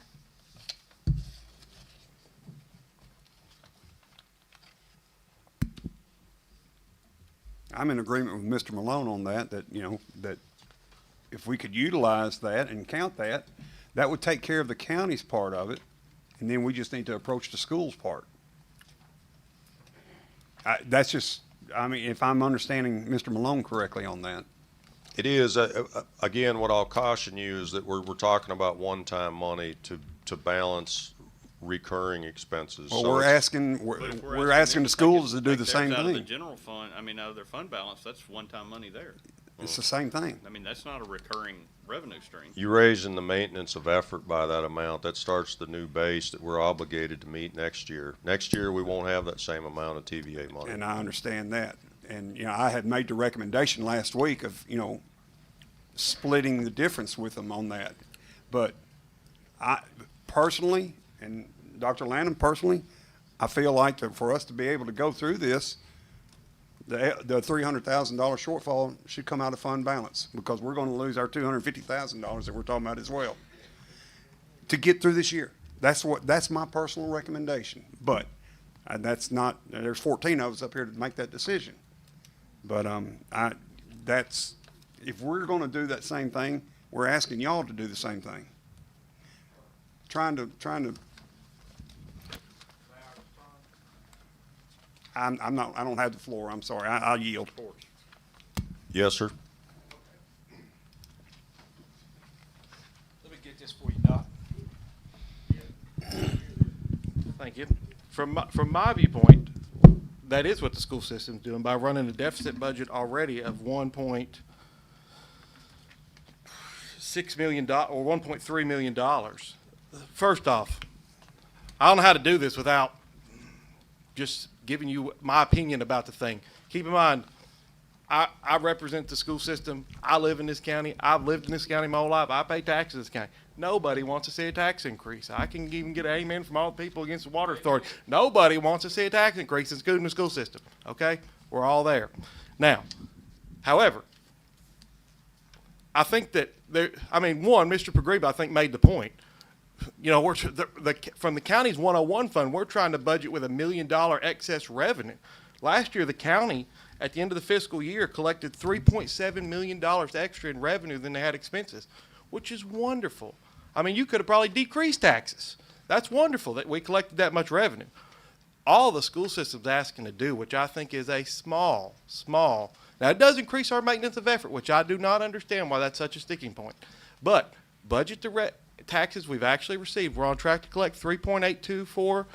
All we're asking to do is budget $3.8 million in property tax. We're already collecting that, and budget what we're expected to collect in sales tax. None of that should increase taxes, unless the commission or Mr. Pagriba was going to recommend decreasing the proportionate share of pennies to the school system. If everything remains stable, what we're asking is not a tax increase. Yes, it increases our maintenance of effort.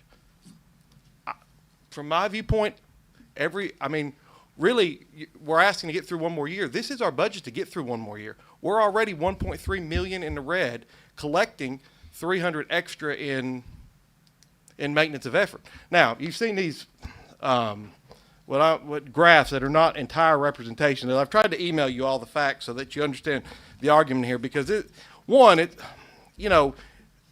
our fund balance being projected on that screen. Now, the county this year did use their fund balance to pay down on the jail, which I thought was a very fiscally responsible move, and as a taxpayer, I appreciate the mindset on that. But last year, at the end of the year, the county's fund balance was over $25 million. So as time has progressed, our fund balance has all gotten way too large, and we need to start dipping into those to get them back to reasonable. But that's what's going to happen. This number right here, this last number, that's our operational. That's the money we have in our checking account today. Obviously, you should be aware that we don't collect TISA estimates. I sent you our cash flow analysis. The next 2 months, we will spend about $4 to $5 million of that in expenses, payroll, all of those things. And so at the end of the year, we estimate our fund balance to be between $8 and $9 million. We're taking a hit this year into it. We're going to take a hit next year into it. There are things coming up that are unavoidable. If the goal is to eventually drain the fund balance to the point of every week we have to come in here and ask for a request, that's where we're headed, because we have a FEMA project in McEwen, a safe room. It's going to be $6.4 million. County pays, or the local portion is 25%, the county portion 70%, or FEMA's portion 75%. Our plan is to not ask for a loan for that. Our plan is to fund that. However, when our fund balance runs dry, and there's 100 things. Anybody in the school system can tell you there's a ton of capital projects that have been put off because, one, we're all trying to get through one more year, but two, there's a huge capital project coming at Wavy Elementary and Junior High. Both stadiums need attention. Lakeview Schools needs attention. The temporary school, even though it's designed, it requires considerable maintenance. And so there are a lot of things that are coming forward that we're able to use our fund balance strategically to avoid being here every week asking for something. I don't think what we're asking is ridiculous. I wouldn't have presented it. I thought what we were presenting was a get through one more year budget. But it's become a funding war that I just don't understand. Thank you, Dr. Lanham. I get what you're saying, and you can obviously paint a picture, but the whole point is that those numbers don't lie.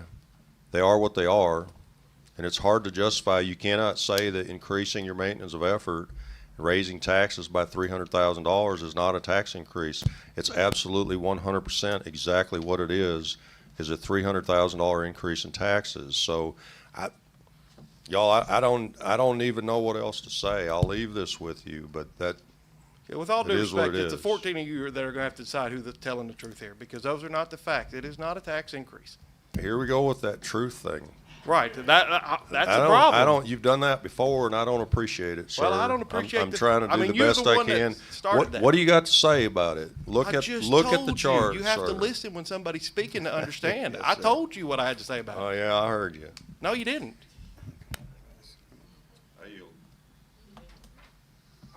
Who's keeping up with Are we doing any? Are we using these? Or we're not using? Swapped around. Mr. Daniel, you have the floor. No, thank you. Been waiting on that for a good while. Mr. Lanham, did y'all buy a school bus? Did y'all go ahead and take it and pay for that out of the fund balance? Well, no, sir. We had budgeted. We actually are going to be in a bus crisis at some point, but we had budgeted one bus. We delayed purchasing another bus. That's like roofs. We haven't put a roof on in 3 years because we run a deficit budget last year trying to make sure we had the money. We don't have the money without going farther into the fund balance. This budget next year has one roof. At some point, we have to put a roof on. The school system is, I wish it was all about just educating kids, but there's capital projects. There's HVAC, there's technology, there's security.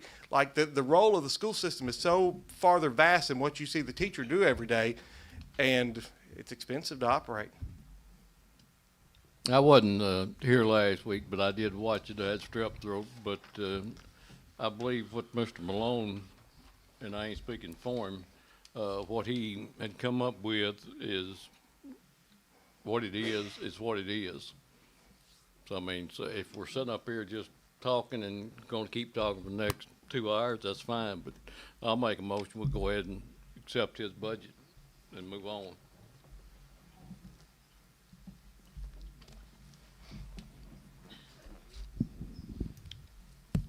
May I speak? Ms. Turner?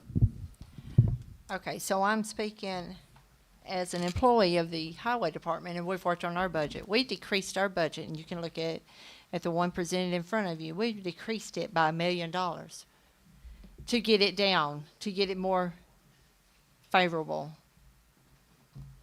With that being said, if you look at some of these line items, they're cut drastically. There's not going to be much paving, if any.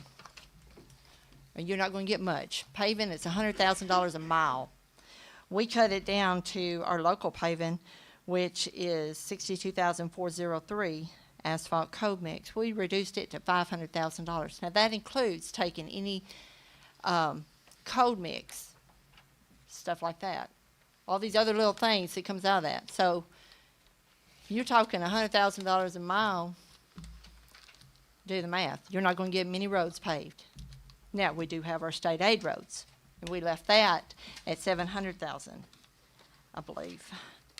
Yes, we left it at $700,000. That's because we get reimbursed 98 too, so we're only actually out 2%, the county. But still, we took out all of our concrete, we took out our wood products, we reduced signs. I mean, we're not going to be putting up signs. We can't afford them. We left some money in there, but we're not going to be putting up a whole lot of stuff.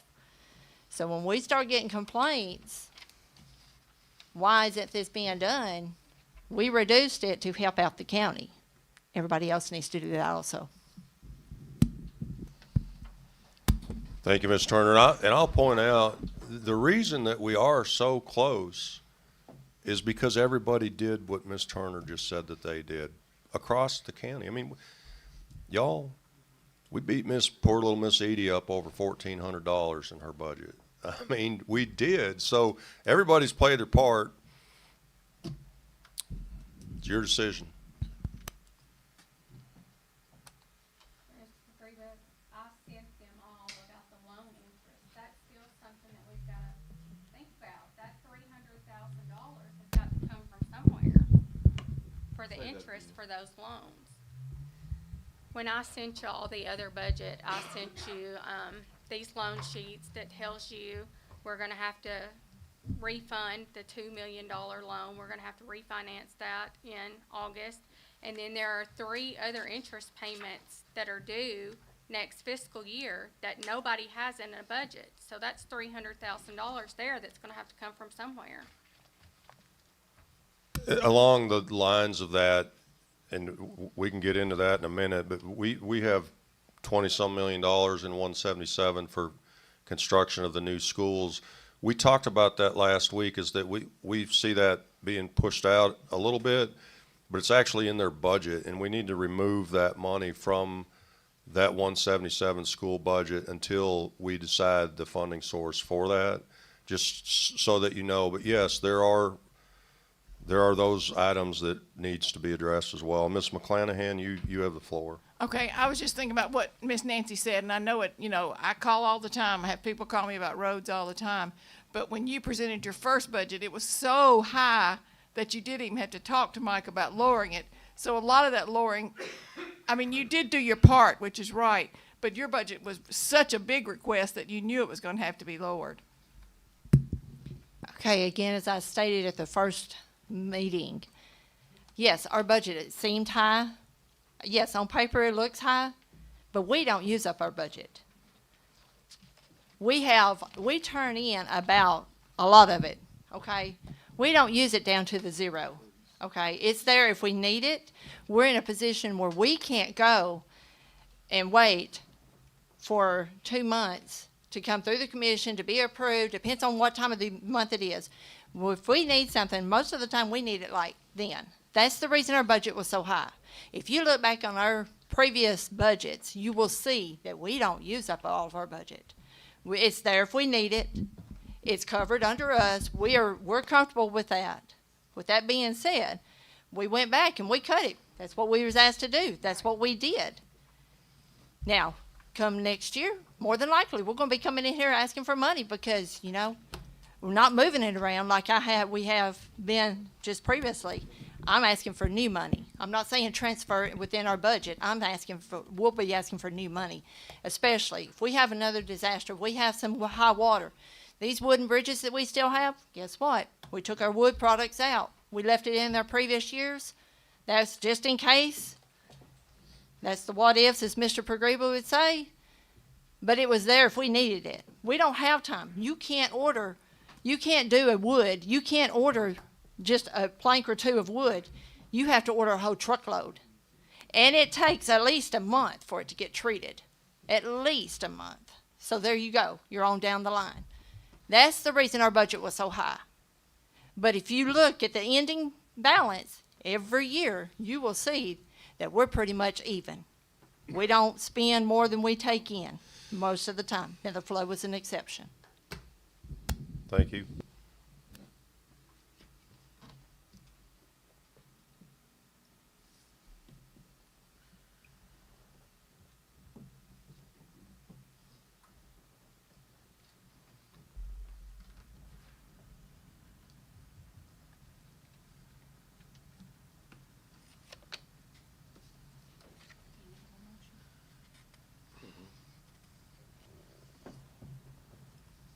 Mr. Greba? So, Mr. if we're looking at $300,000 shortfall, and if we need to come up with, I'm just throwing some hypotheticals out here, but I mean, if we raise taxes this year to cover this $300,000 for the schools, we're going to have to raise taxes again next year. That's going to be 2 years in a row. About guaranteed. So I guess my viewpoint on this is, do we want to take a smaller hit each year, or do we want to take, like, next year? I'm just throwing some ideas out there. Or do we want to take more massive hit next year and try to cover the maintenance effort that Dr. Lanham is wanting for the school system?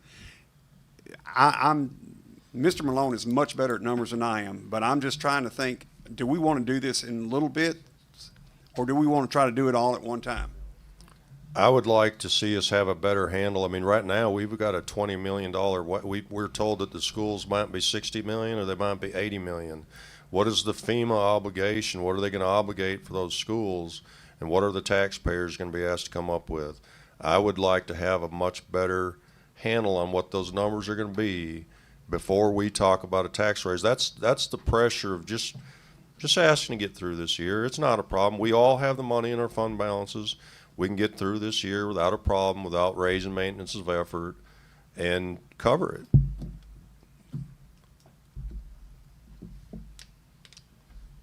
I realize those unknowns are out there for the time.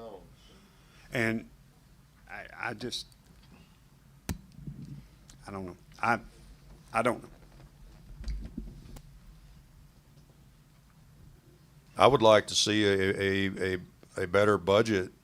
You know, it's hard to imagine having a $20 million swag on a school that's been designed for quite some time, and the contractor's been on board for quite some time. Why are we still swagging $20 million on that school? And what's covered and what's not covered? What work are we doing that's not going to be covered by FEMA? And what's our funding source for it? What's our plan? We need better answers.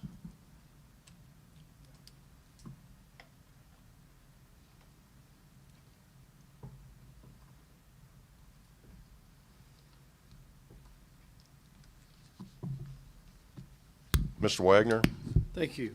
Just a question, just for a clarification. On page 47, account number 911700715, it says land 40,000, and department head requested 1,060,000. Just wondering what that was. That is the proceeds from sales of land that's been kept in that budget line year after year. As the county sells property, it continues to get put back in that line.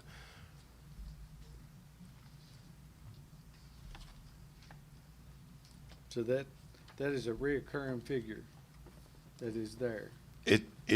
it's not reoccurring. It's just we are allocating a portion of our budget, as it has been since I've been in office. It started out with, I think, $350,000, and then when we sold the tracts of land in McEwen, both of those tracts of land were added to it. So that number hasn't changed. We never spent any money out of it. It's just, it's like locking it down for that purpose and not any other purpose. Yes, sir. Years ago, they had a big farm come up for sale at the interstate, and we appropriated money to go try and buy that farm for industrial property. And we put, I was thinking $500,000 at one year, and we'd presented that where we'd have money when stuff like that come up for sale. They didn't. Mr. Wallace at the time, he wouldn't have to come before us he would have to come before us, but that money was already appropriated in the budget, and that's been money that's been added to over the years in case a good deal comes along and we need industrial property at some point in time. And we're out right now, and so that's where that came from, and I'm sorry.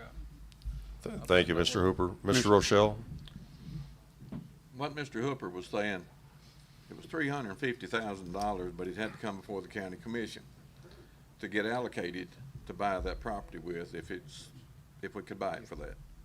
Well, they got the county commission approval. With that, it just opened Pandora's box on how much that the county could spend on buying that property out there. So when it got to $360,000, the county was out.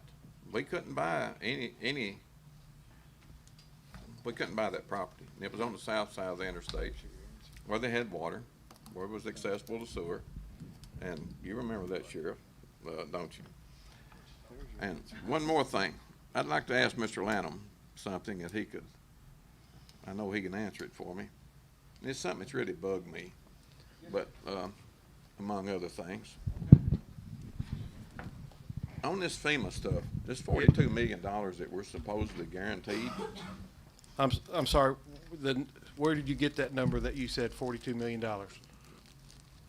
That's what I've always heard. 42 million is what they were gonna offer, and then the state was gonna offer 20 million, right? Your numbers are a little off. I should have printed off the FEMA federal obligation on the new schools. Basically, I don't know what the comment about the 20 million swag is. I'd have to understand that. Well, $60 to $80 million is your estimate on schools. That's the swag. Right. Okay. Explain that to me, though. Oh, why there's such a discrepancy between the numbers? Mm-hmm. Okay, well, let's go back to what the numbers are to begin with. One, there's an environmental report that's pending, where that environmental report decides what the design of the school would look like. So the general contractor, has a pretty good estimate of what this school is going to cost if everything, is normal on the environmental report, which we think it will. The money for the school is going to be complicated. It's going to be way more complicated than any other funding project we've ever had in the history of this county, because FEMA is paying, if I remember the number off the top of my head, about $51 million is the federal share. Then the state legislature gave us $20 million. The trustee was able to invest that money. That money's grown to the tune of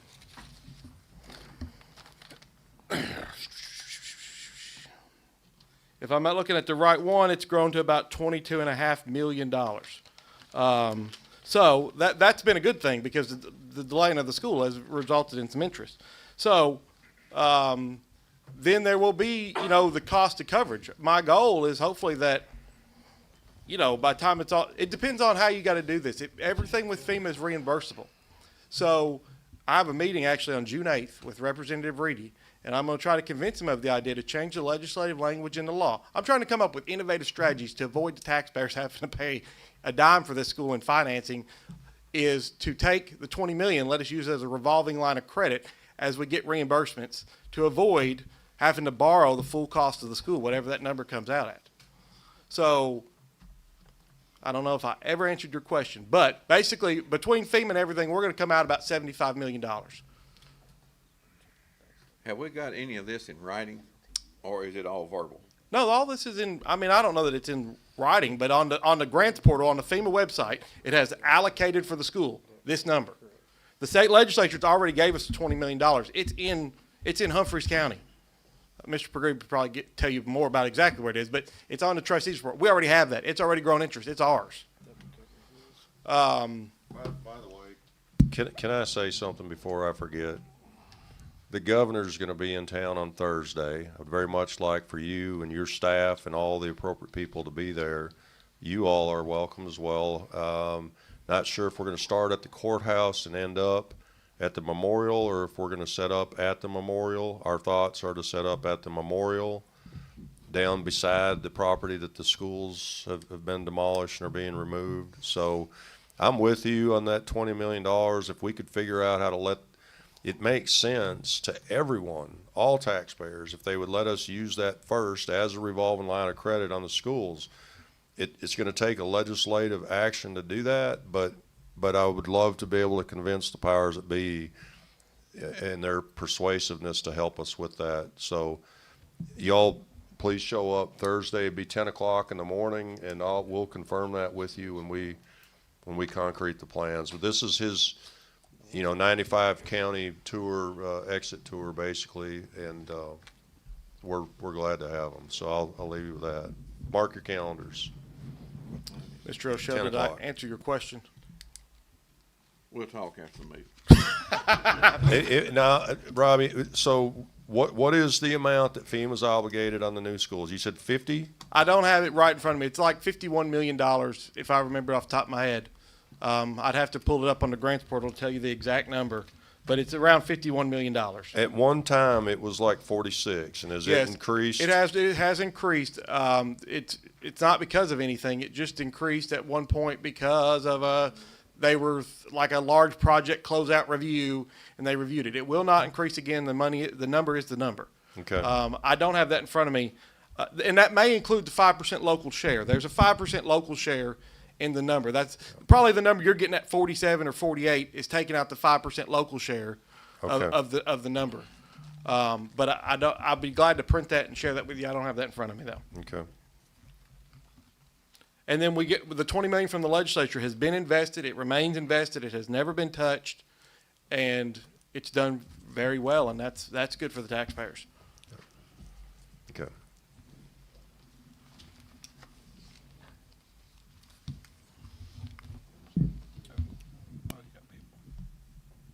Mr. Rochelle, are you finished?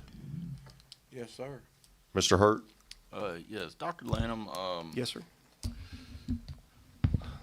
Can you explain or just lay out the simplest way? I'm still confused why you're saying it's not a tax increase. He's saying it is a tax increase. I'm still trying to wrap my head around it, and I know I'm probably going to regret asking this question, but can you, in the simplest, you got to dumb it down for me to understand this, but the simplest way, why do you want it, the maintenance effort, instead of using it out of your fund balance? Well, you asked two questions. Well, I'm saying you're wanting to know why I don't believe. We're wanting why I don't commission believe is asking to use your money out of your own fund balance. Right, What because the commission's asking, and you're saying you need us to provide that money. Can you? Let me give it to you in the clearest way very simply possible. though.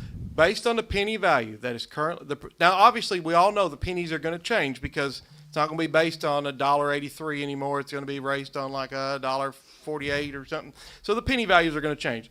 If the proportionate share of the penny remains the same to the school system this year, with the penny value what it was, is on track to collect $1.85 million. Okay, so what I'm trying to make the argument is we're already collecting this money. You're already giving it to us. Okay. All we're simply asking you to do is put it on this budget. With sales tax, remember, sales tax is required by law. Half of it goes to the school system. Some counties actually give the school system more, but by law, you have to give us half. We're on track to collect $4.56 million. We're just asking the budget what we're collecting, $4.5 million. We're not none.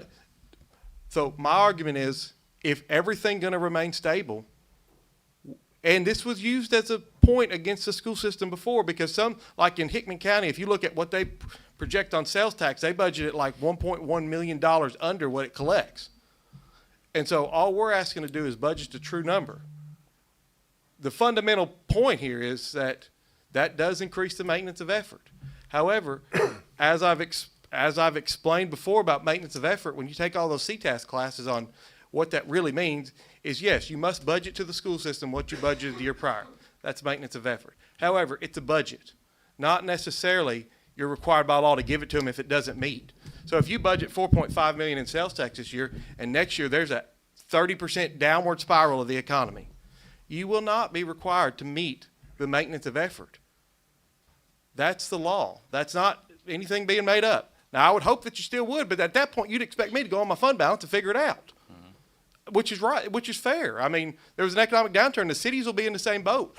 All their sales tax collected, we're all going to be hurting. You're going to be hurting. I mean, a lot of your revenue is based on economic growth. And so at that point, we would have to go figure it out, and we would. So all I'm asking to do is budget what we're already collecting. Thank you. I don't know if that was simple, but that's what I got.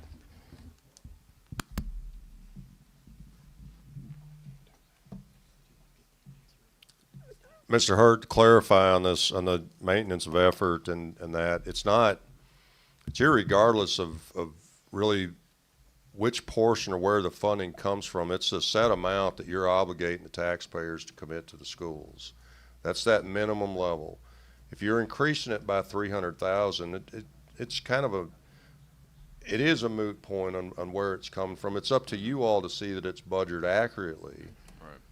But it's what we're committing to taxpayers into providing the schools. We're setting a new base level for the next year. You can look historically, we've not reduced the maintenance of effort.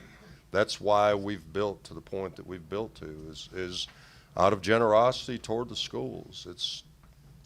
I think everybody agrees. We want good schools. You want to help them. That's not the point. Ms. Turner. Okay, so we're talking about maintenance of effort. Okay, so if we're talking about increasing the maintenance of effort with the schools, and there's nothing against the schools, there's nothing against the children, please do not put that up like that.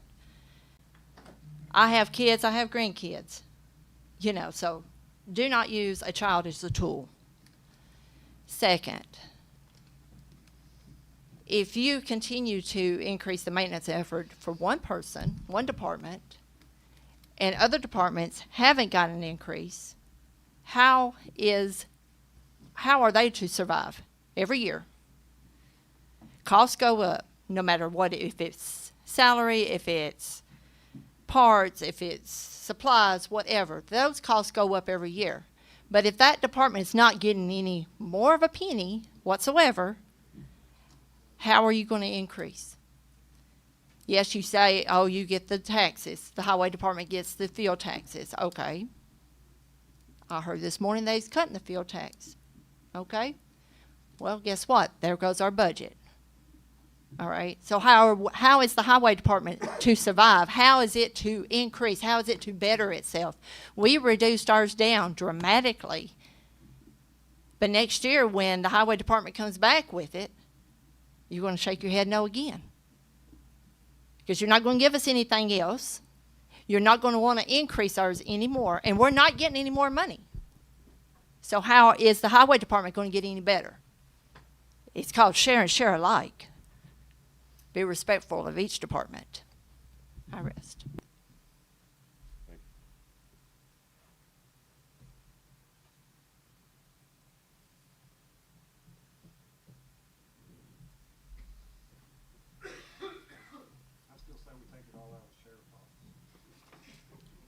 Mr. Malone. I agree with what Ms. Turner said. When you talk about maintenance of effort, and we have that with the school system, we have that with the highway department, but we also have the general fund. And this year we are increasing the general fund.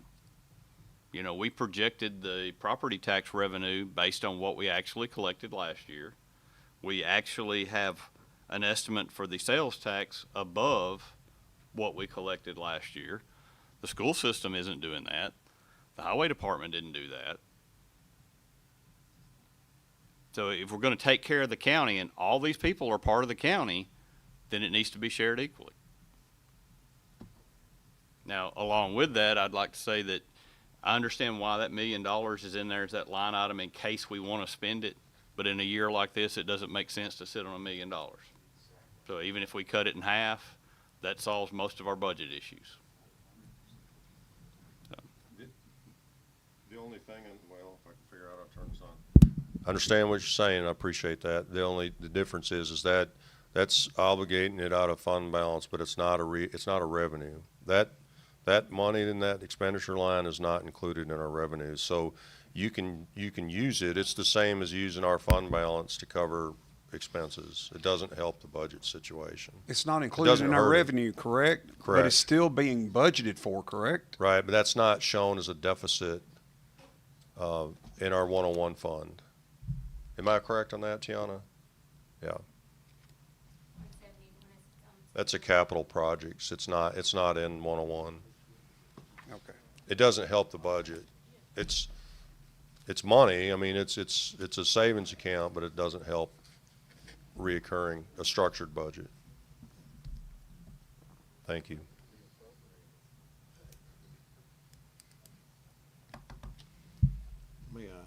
Mr. Hooper?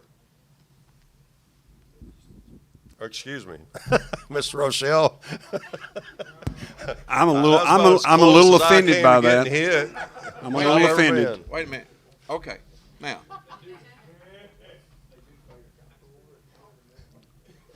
I'm not up here to defend anybody, but 2 years ago, we asked Mr. Woods was the first one to come up on his budget. And he was asked to do the best he could with his budget, and he dropped it. And then we had some more entities to come up after him, and they got everything they wanted as a whole. And this year, he was asked to drop his budget again. There's gonna come a time where we can't afford to take any more out of our road systems. We need to keep it right where it's at right now. Wait till next year to do our taxes and see where they're at. See how much sales tax collected off the tourism, off the interstate, and well, just the whole county, period. We're just gonna have to wind some things in and start learning we can't spend every dime we make. It's pitiful that we can't have a good discussion sometimes without getting screamed at and all of this stuff, but there comes a time you've got to say no, and that's where we're at. We don't want to make it no harder on any of y'all, but we don't want to make it hard on us either to make these decisions. And all I'm asking for is just a little bit of common approach. I'm not even going to use sense in that. Just use a good head and make a decision, and let's keep it where it's at. And with that, if I can I call for a vote? Clerk? There was a motion and not a second, and that motion was to approve their budget as submitted. We did not have a second. Do we have do you want to make a new motion? I will. If this one has died.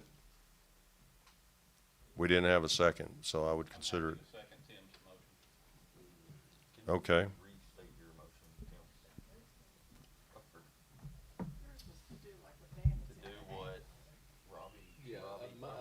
I was just making a motion off of Van Malone statement last week. Let's just take what we got and get through the year, and if that's what they need, go ahead and approve his budget. Well, I'm confused on. You're saying approve the school budget? You're saying approve the school budget. Motion to approve the school budget as submitted. Okay, so we have a motion on the floor to approve the school budget as submitted. Do we have a second? Van Malone seconds that. So what is that difference? Is there any other discussion? So that's $300 and something thousand. They submitted it with a $300,000 increase to their maintenance of effort. I got a question. Mr. Curtis, If we approve this, where are we getting 300,000 from? you're gonna have to tell me. We can split that $1 million that's sitting in the bank and get through this year.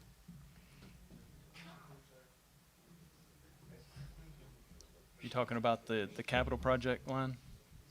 Just for the property that we started 2 years ago. Point of information, Mr. Daniel, Mr. Pagriba said that would not work. That is not correct. That's trying not, to that money cannot be used for Trying to that. figure out where we're going to get the money from. That's if we pass this. That's my question.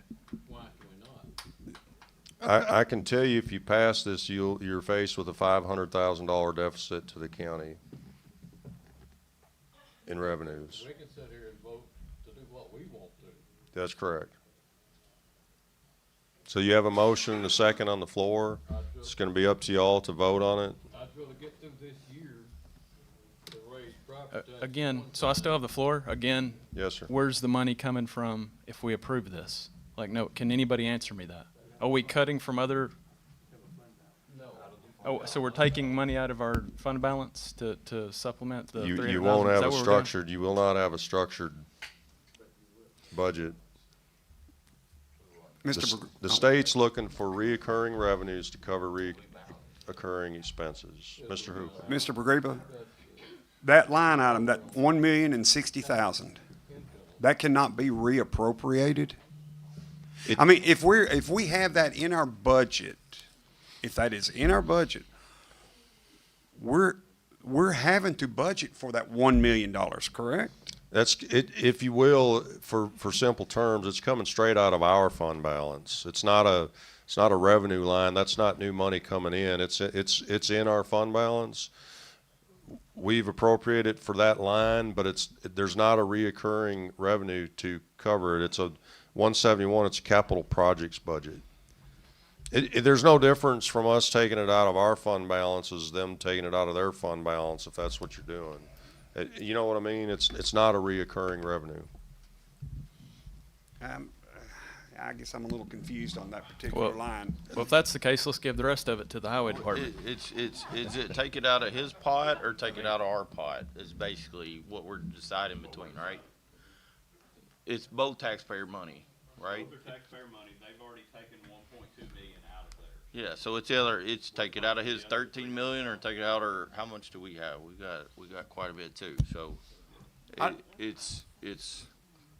I'm more than ready for y'all to vote, but I do want to say one thing. I think you're getting a little bit misconstrued on tax increase because, again, you're just raising the maintenance of effort 300. The sales tax is already coming in. You're not taking it from nobody. That's Right. not creating you negative 500,000. If you were negative 200 and whatever, the penny value was already, the proportionate share to the school system was already going to collect that. In no way should that increase the deficit that you're facing. Dr. Lanham, if I I think may, it does actually increase the deficit because even though we're collecting the same amount of tax, if we give everybody a 3% raise, we increased our expenses. Yep. So we are spending more money than we spent the previous year. Right, but that's on on- the same amount of tax money coming in. But that's on your side. But Correct. the proportionate share that we were going to collect on the penny, if that remains the same, we're going to collect that revenue. Correct, but that would have meant reallocating all that.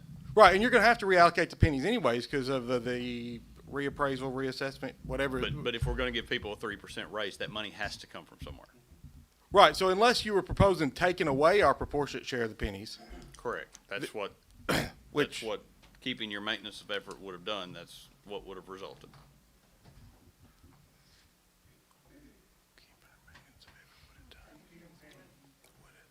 I mean, if the proportionate share of the penny value doesn't change in the school system, we're on track to collect 3.8 million, or we will collect $3.8 million.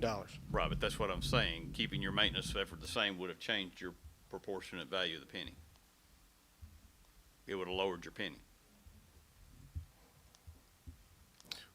Okay, which has already happened once. Correct.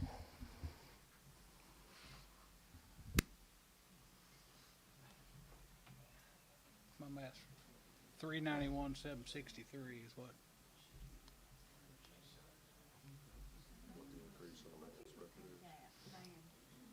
Yes, that's just on the 4110 and the 4210.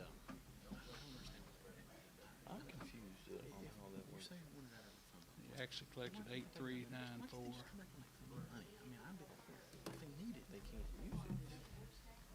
We give it to them. They have to come to us to get it. That's fine. That's fine.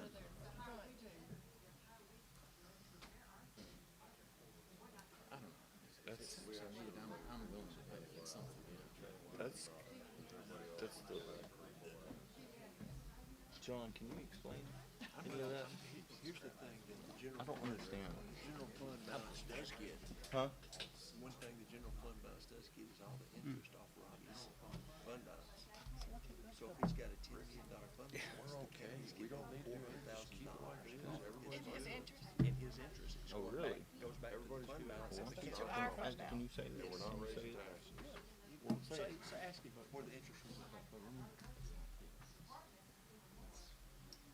Yeah, it's all fun, it's all taxpayer dollars, no matter where it's. Okay, we have a lot of independent conversations going on here.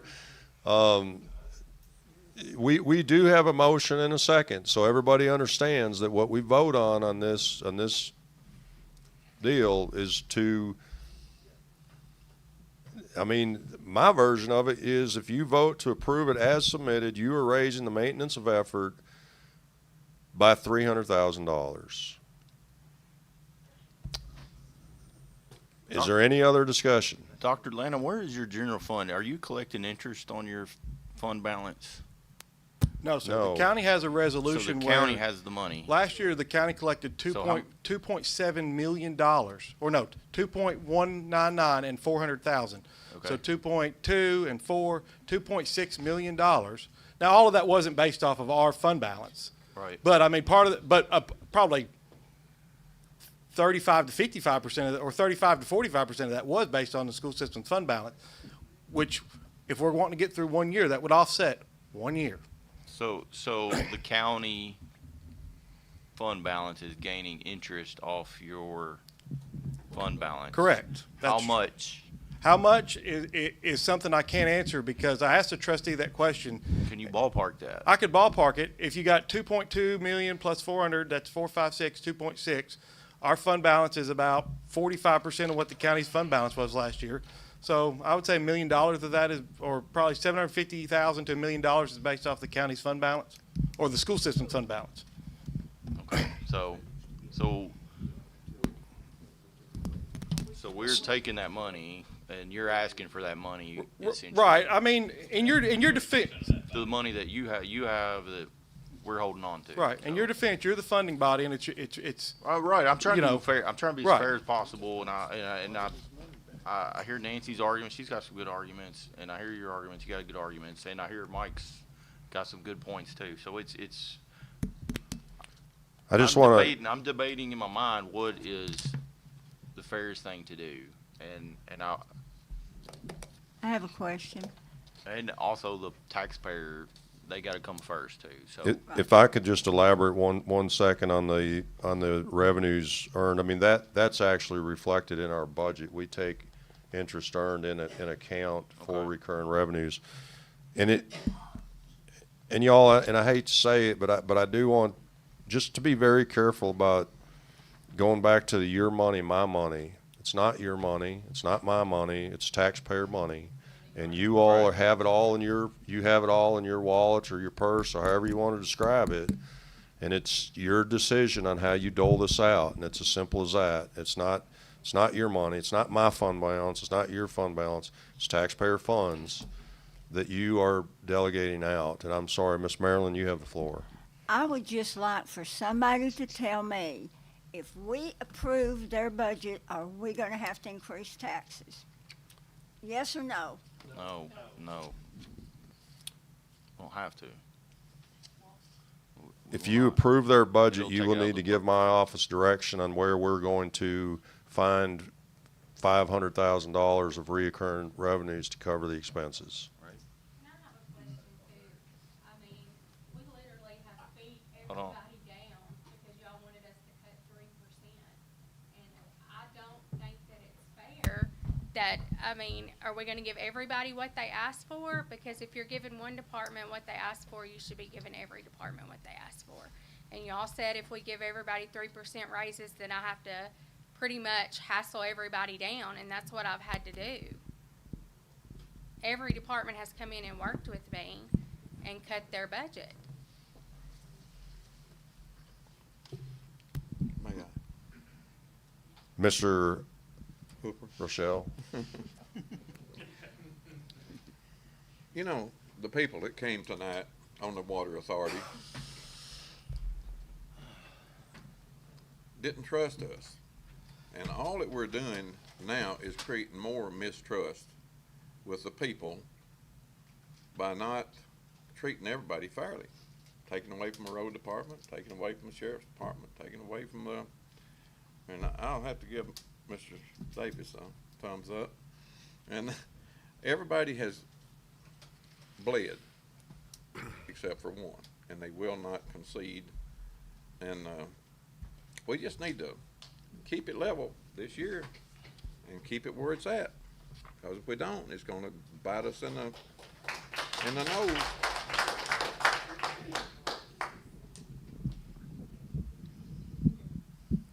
Any other discussion? Let's call for a vote. Let's go ahead and vote on whether or not to approve them at their ask. Commissioners, please cast your vote.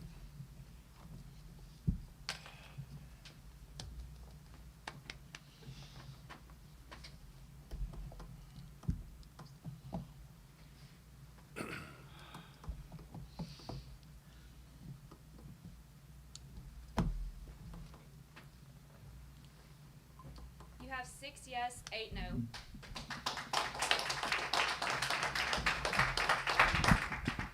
Okay, the motion failed. Do we have any other motions? Mr. Greva, I'd like to make a motion. Mr. Hooper? Last year, we budgeted $8,172,300.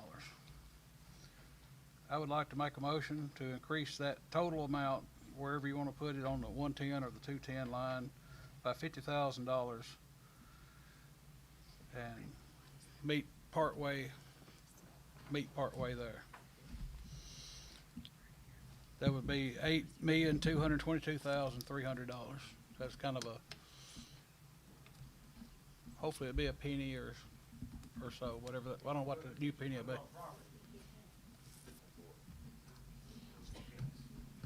Okay, $50,000 on property tax. That'd be current property tax, $3,750,000. You want to raise it this year? Huh? You want to raise it this year? What you want to do? Yes, that's my motion. That would be half of his $100,000. That would be a compromise. Again, we're getting in the trust factor again. It's not gonna be fair for all the other entities. I appreciate the man coming in and fighting for his people and fighting for the schools and fighting for the stuff. We can't give him everything he wants, but we can give him something for making an effort, just like over the. I'll give him a meal ticket at the log cabin. How about that? That's just. All right, so we have a motion. Now I want to be clear because I thought I heard something said. Normally, we don't dictate where the money comes from. We dictate how much it is. But did I hear correctly that you're asking for this to be an increase in property taxes? I'm asking for or just total. simply an increase to 8? Yeah, let's just do the total increase of. So we have a motion on the floor to increase the schools' funding, their maintenance of effort level, from $8,172,300 to $8,222,300. Do we have a second? That's not the motion I have up there. And if you put that in sales tax, that's not an increase. We were already going to collect the sales tax. The only way you're helping us is to put it in property. And that. Last year, yes, that's what I did say first. Last year in sales tax, you collected $3.824 million already, so like I said, you're getting the money regardless if you leave everything alone, but.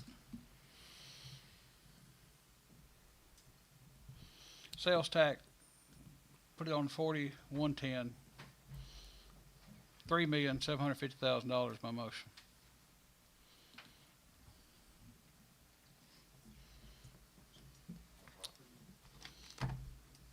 Yes. So if you increase the issue, then I'm gonna just speak, because if you increase the property tax by that amount, they're still gonna collect 50% of the sales tax regardless of what that is, so this is not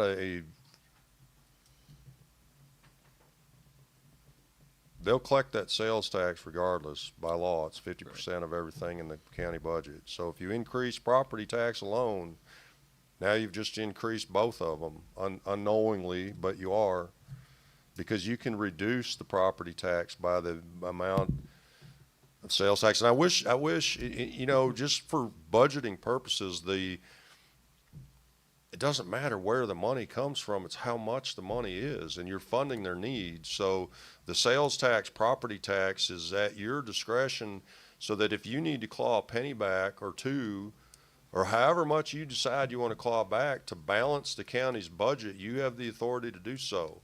Where it comes from on their part, it doesn't matter. It's how much you want to give them. Does that make sense? And I'm not trying to be difficult, that's just the way it is. Well, I don't have a second anyway, so. You got a speaker. Ms. Turner. Okay, so I have a question.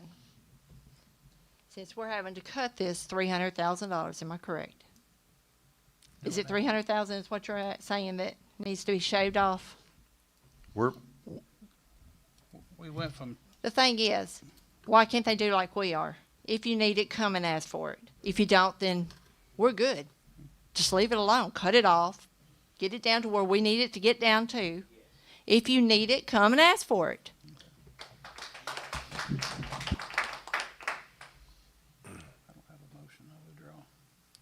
All right, motion withdrawn. Do we have anyone else like to make a motion?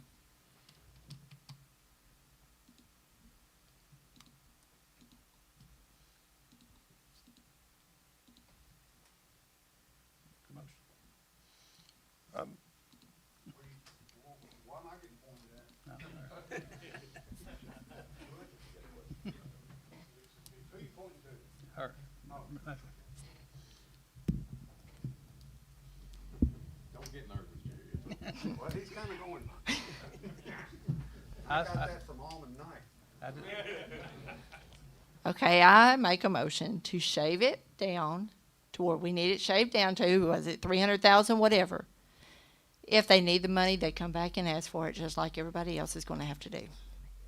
That way we can balance. That way we're not raising the MOE, because you raise that MOE, you're going to have to come back next year and you're going to have to meet it or go above it. So you want to budget at last year's level? The motion is to approve the budget based upon last year's funding and maintain the current level. Correct. Of funding. Do we have a second? No, this is a motion to leave it flat at last year's budget. I'm kind of confused on that one. It'd be Means that $8,172,300 in all. it means that we fund the schools with the exact same amount as we did last year, meeting their maintenance of effort, $8,172,300. Correct.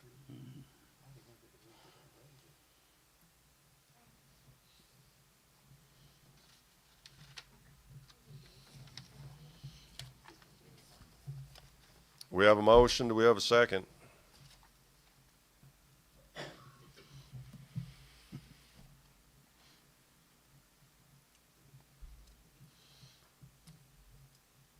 Explain this motion a little bit more, because I'm confused and I'm sure a few others are.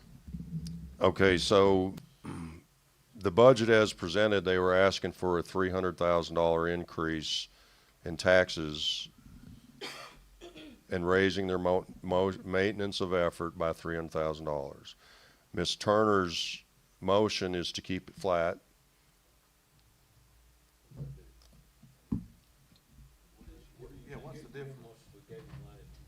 It means that we're keeping funding flat and meeting the maintenance of effort we had last year. We're budgeting $822,300, no, I'm sorry, budgeting $8,172,300, and they collected about $394,000 more than that last year. On sales tax and property tax. On property tax, they collected $3.824 million, and on, sales tax, they collected $4.57 million.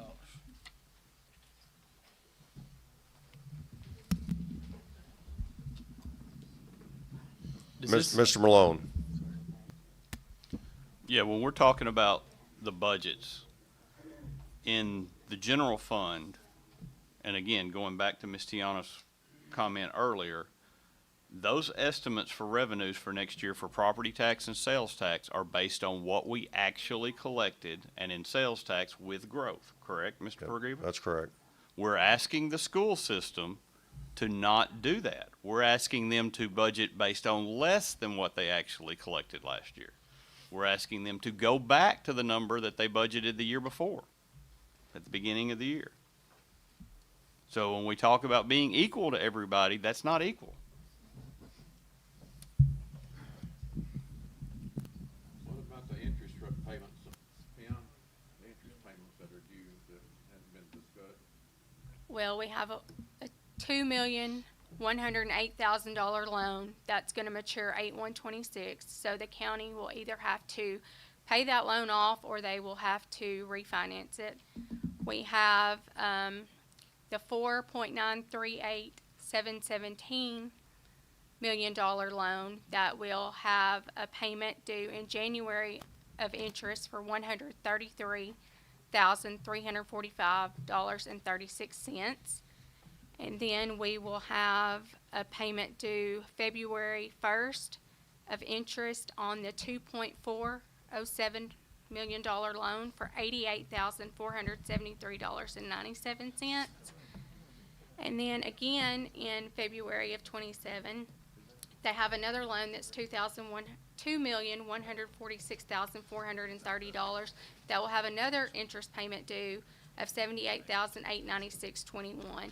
And that is in nobody's budget, so that money's gonna have to come from somewhere. That's another $300,000. So some of that funding, we've already discussed and said that we would seek financing to cover its reimbursable expense. Mr. Malone, going back to what you said, but what we did do was ask all of these county departments, if at all possible, to keep their budget flat. And there are some expenses that there's no way that we can keep flat, like the medical insurance and things like that. So we've asked departments to try to keep it flat, and they did. Most have done exceptionally well with that. But there are some that have ticked up. So, I mean, we couldn't keep it just flat. Yeah, I don't think anybody disagrees with that. I think everybody did a great job trying to get their budgets within the numbers we're asking. What I'm saying is that we should have in February, as a commission, said, here are the estimates that we want everybody to plan off of next year with an expected 3% raise, and let everybody work off of that in the beginning. Instead of having the highway department work off of one thing, the school work off of something else, and the general fund working off completely different estimates. We weren't fair to those guys. We put them in a bad spot. And now they're all coming back to us with budgets, and we can't approve them because they're all working off different numbers. We got apples to oranges here. And that's why audit wants us to have centralized accounting and not have 3 different accountings in the county. So, but either way, I mean, the decision starts with the 14 of us. And if you don't agree on revenues at the beginning of the budgeting process, you can't work through expenses in a manner that everybody's going to agree on. And we didn't do that. We're in May after everybody's put all this work into the budget, and now we're arguing over who's going to get what money. We can't undo that, so now we got to figure out how to get out of this mess. But we've told the school system to go back to the beginning of 2025 and work off of those numbers. The highway department hadn't got anything in 52 years. you know, and the general fund gets to work off of what we actually collected. That's not fair, guys.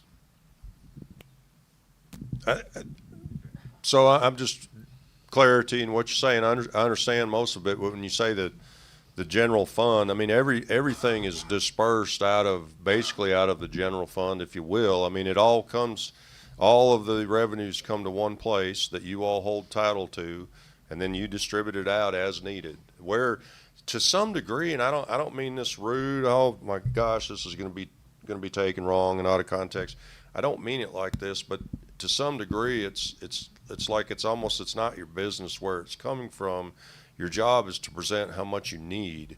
You all decide, you look at it and where it's coming from and how you want to disperse it. And you're right, but it is complicated. It seems like we barely finish a budget. Budget amendments come in monthly by the hundreds sometimes, line items that are amended. So it's really difficult to forecast, revenues and expenditures as early as February. It's tough, but. Got two more speakers. All right, Mr. Jerry Hooper. Thank you, Mr. McGreevy. Do we have a motion on the floor still? We do. We have a motion to hold everyone where they're at without a second. Hold on. Everyone? Well, okay, let me rephrase that. This is for schools. This is a motion to hold the school's maintenance of effort where it's at. I second. All right, we have a motion and a second. Is there any other discussion?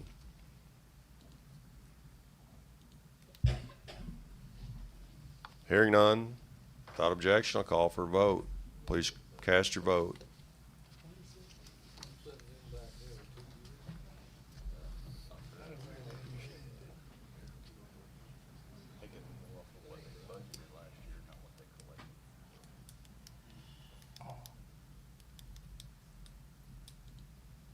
You have 6 yes, 8 no.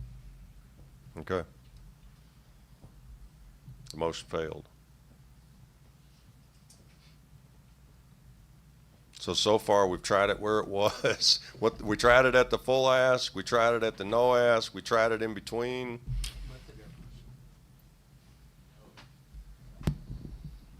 I don't think the difference is really just about the school budget, though. It's about being equal across the board.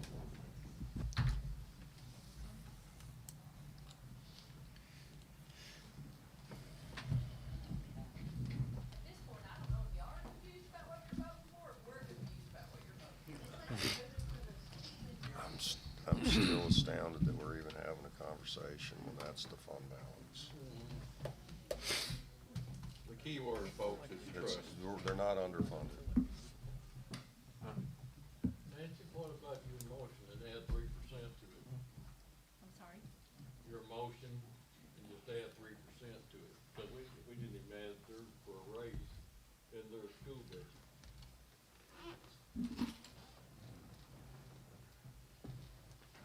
Well, from what I understood, we was out $300,000. And if that was because of raising the maintenance of effort, $300,000, why can't you just lower it down just like we have? We didn't increase ours. We haven't increased ours. And that's my point. If you're never allowed any more, you're not allowed to raise your maintenance of effort. You're not getting any more money off of the pennies. How are you expected to survive with all the cost rising? So, we were asked to keep ours the same. We didn't get anything more. You're not getting a 3% raise? We're getting a 3% raise, but our maintenance of effort stayed the same. We didn't get any more of the penny. We didn't get any more penny. So how are you going to how are you going to survive paying out more cost, but you're not getting any more money in? You're not getting any more allowance in. How are you going to up it? You don't want to raise your employees? They're not worth raising? I mean, that's the way it looks. We go out at night.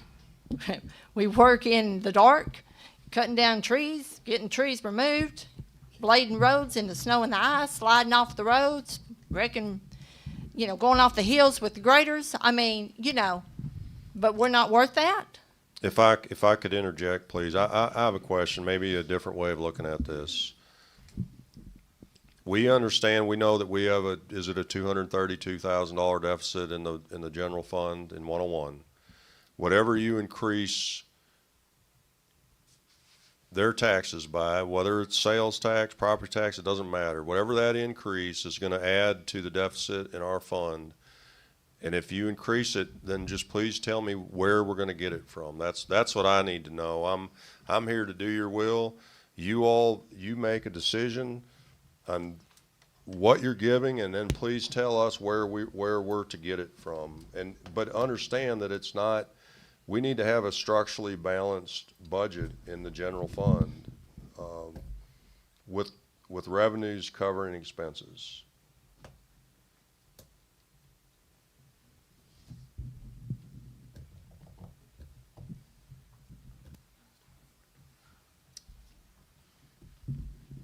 They didn't say that. Mr. Malone, but that's already. In the general fund, once we add back the TVA number, you've got your 232 covered for this year.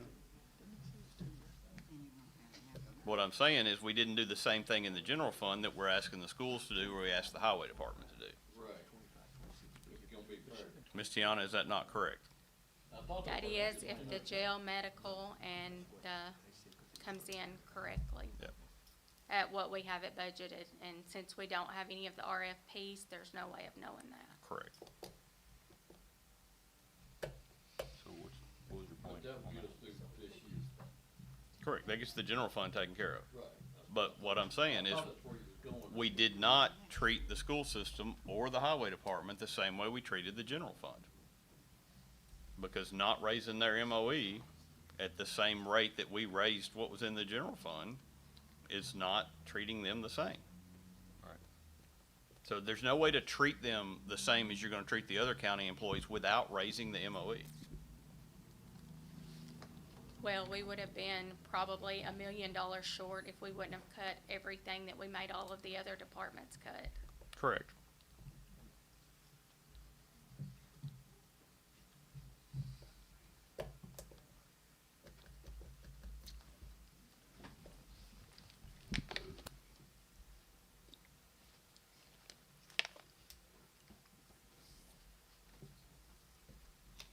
So this, teachers still will be able to get a raise, right? I mean, that will be up to the school board, but Yeah. if we're gonna go from 1.2 to 1.6 million in the red, that'll be a discussion that the board will have to have. I mean, to be fair, we're giving 3 to the county, and they need to get their raise too, so to Van's point, is trying to be as fair as we possibly can be. But you guys gotta understand, if we're not gonna raise taxes, that money to get the school system what they need is gonna have to come out of the fund balance. Right. It's either gonna come out of their fund balance or it's gonna come out of ours, which are both the county's fund balance. Correct, Mr. Pergreva? That is correct. That is correct. It's taxpayer funds. So, I mean, we're not talking about raising taxes, but if you're gonna give them that, it's gonna come out of somebody's fund balance. It's not magically gonna appear somewhere. So, now, whether that money stays in their fund balance or in our fund balance, we do collect the interest off of it. So, you know, that's whether you want to fund their budget with 80% coming from them and 20% coming from us, or whether you want them to burden the whole 100%. That's what we're really talking about. Right. One thing too, and this hasn't come up tonight, but we need to not forget of a $30+ million jail project going on up at the Hill. That budget's not finalized. We have fire marshal comments that are being worked through at this time. So that's a huge price tag hanging out, looming over us. So just something for you to keep in mind.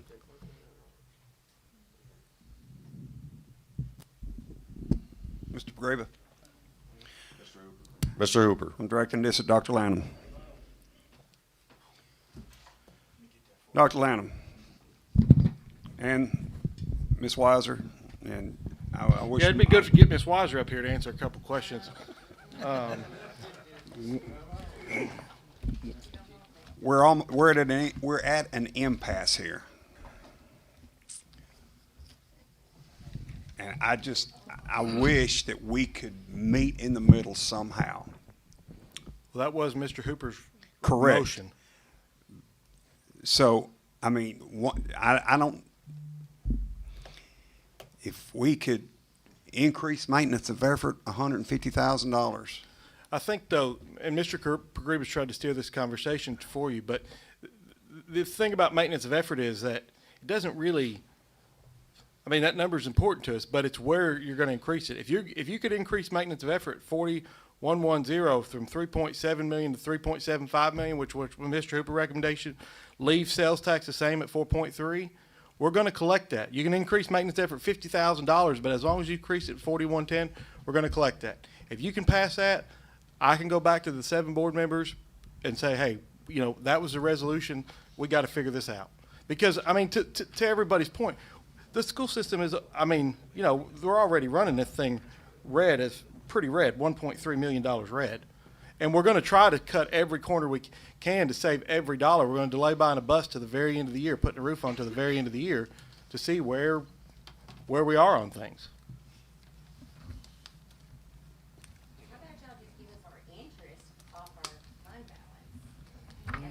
It's that hour stuff again. So the 3.75, like Mr. Hooper had made a recommendation for, is it 3.75 or 3.85? 3.75. Because that's just $50,000, correct? That's $50,000. I thought a half of $300,000 was $150,000. Half of the. Right, but property you're going to tax. budget sales tax the same, and we're going to collect it regardless. Okay, gotcha. All right, so So- I'm with you on that. All right, now I'm with you. So 3.75. That would leave a budget of $8,222,300 was what I was budgeting. $8,222,000. Yes, that's adding $50,000 on to the 8,172,300. And then Dr. Lanham, you said you could go back. You're increasing that number by 50,000. Right, I can go back to the school board and present that to them, and, you know, that would be increasing the maintenance $50,000, but it would be coming from Oh, I got you. property tax, and so we know what we're gonna collect in sales. Okay. And if you were hinging over that, and that gets us, so I can go get some dinner, I think we can all.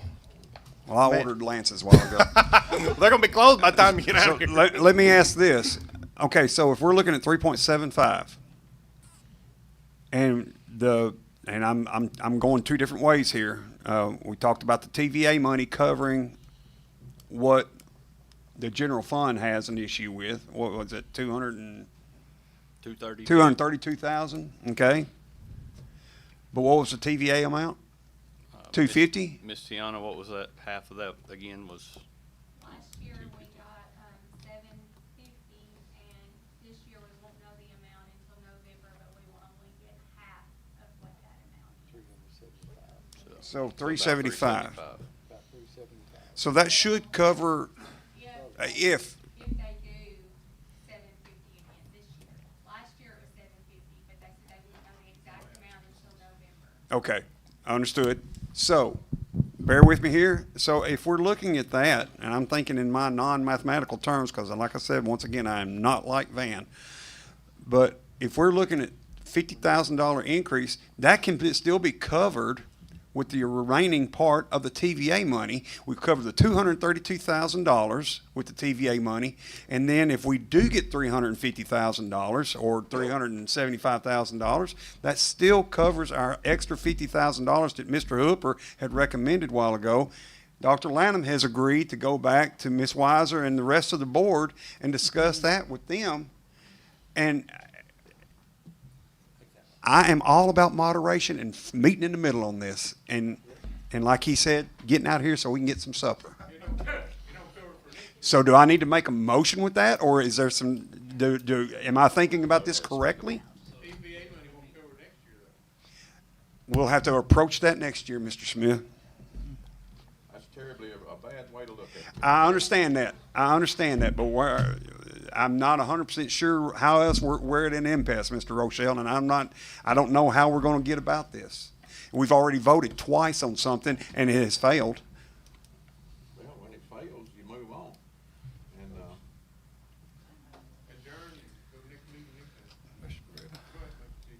Mr. Hooper? Yes, I'd like to restate my motion to increase 4110 current property tax from 3,700,000 to 3,750,000. Leave the sales tax budgeted at $4.3 million, just like it was last year, and all those miscellaneous stuff that's in there stays where they are. And that should leave a total of $8.222,300,000.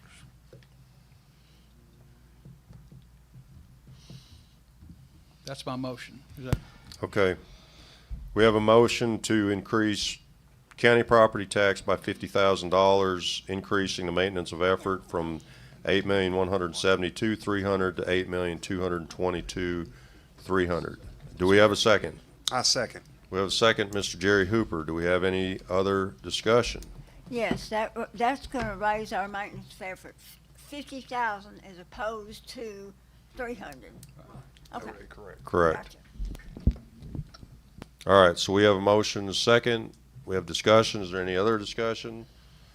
Commissioners, please cast your vote.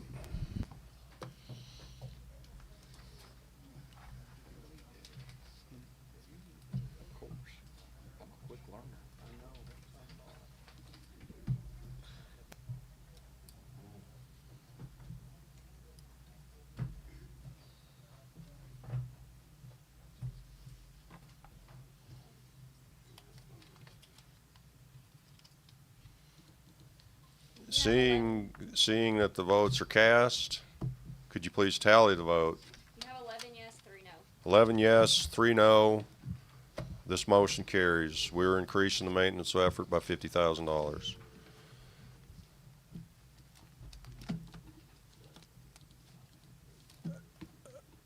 Our staff will get to work and we'll iron out the details on this.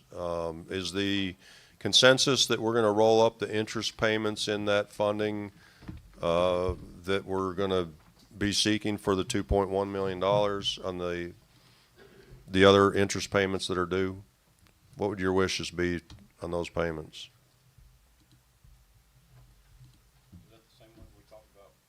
Well, so you've got the one that matures in August, but we also have the interest payments on the others that we suspect that most of it is reimbursable, from what I understand from Dr. Lanham.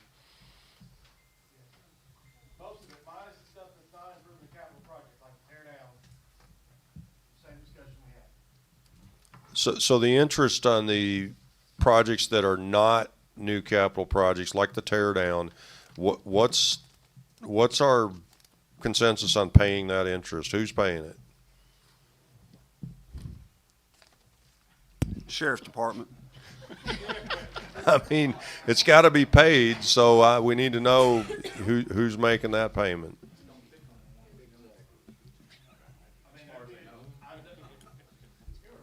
really not my decision. I'd have to discuss that amongst the seven. I mean, that's, from my point, the local match, I mean, well, I'd have to discuss that with the school.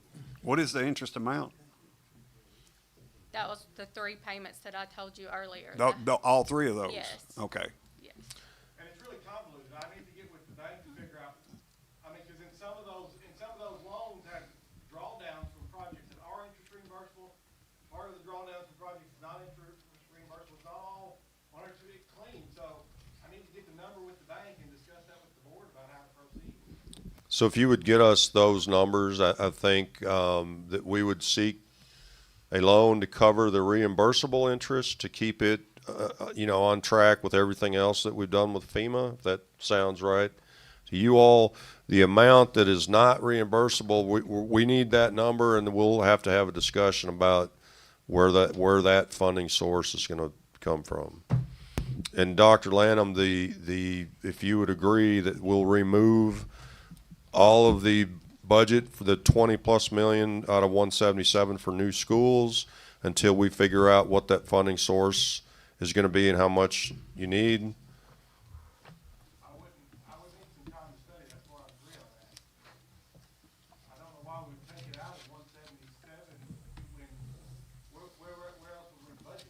Well, it's fine if you budget it. You just have to have the funding to pay it. So we don't have $22 million for new construction, unless if y'all want me to go ahead and take out a $22 million loan.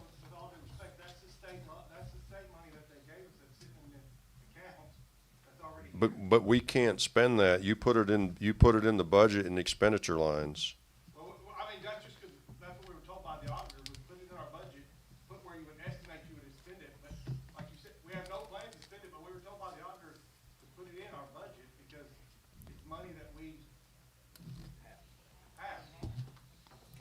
Yeah, the issue is though, and is that if you budget it in an expenditure line and it's approved by this legislative body in an expenditure line, I don't think so.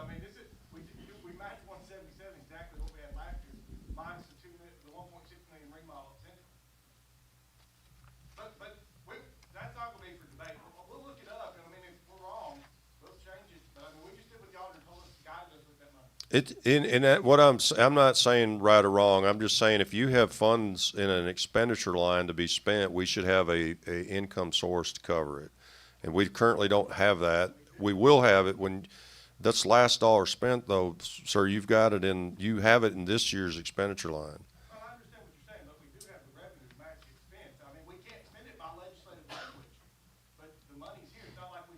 Okay. Not trying to be difficult. We'll dig into this and see what between audit and so forth says. But okay, fair enough. Mr. Bergreva? Yes, sir. I just want to verify or clarify that with what we just voted on and what we're discussing with the TVA money that Mr. Malone had discussed, we're not going to have to raise taxes, correct?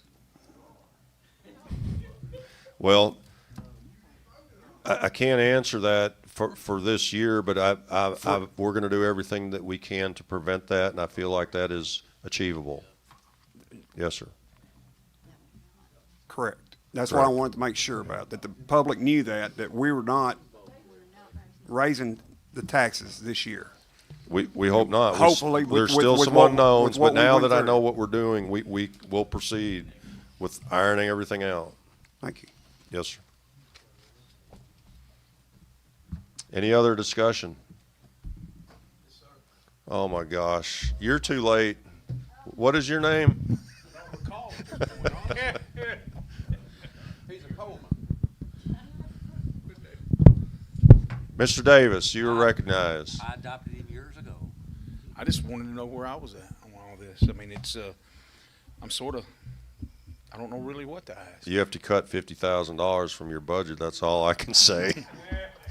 Well, according to what the motion I heard Mr. Malone make earlier, that everything was good. Am I understanding that correctly? Where are we at? We got to put it all together. I appreciate the effort that you made in getting yours cut, but we've got to put it all together. I need the quotes from medical and food, and just to be, we've got to get the responses when they send the questions. We've got to get the answers to them, and I'm not sure where you're at on that. I get it. Okay. I understand that. Does that mean we're going to have to call a special call meeting to come back with that? Because aren't we on a timeline, or what are we doing?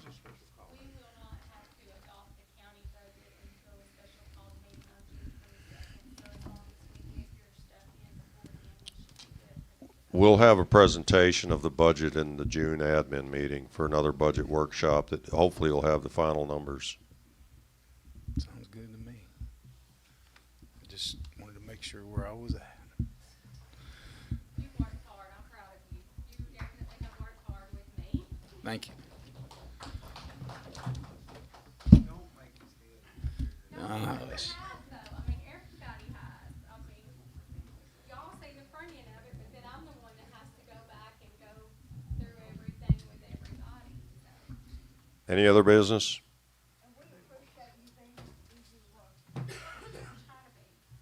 We have a motion. Motion, Mr. Rochelle, second. Second, Tim Daniels. All in favor, say aye. This meeting is adjourned. Thank you.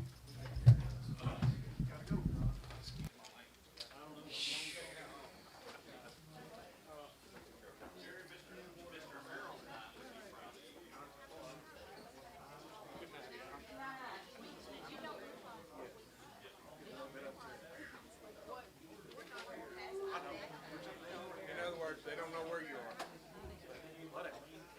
I don't know anything more than I did when I walked in the room. Yeah.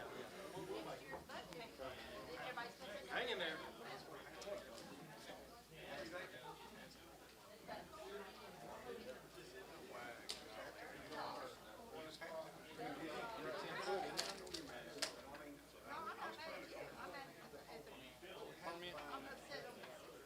T-Dog, go on, look at that.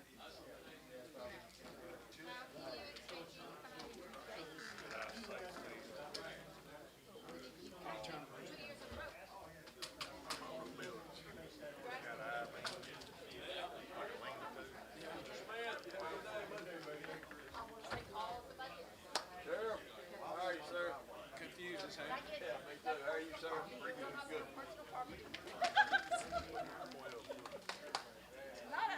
Hey, Miss Nancy. Have a good afternoon. Yes, you too.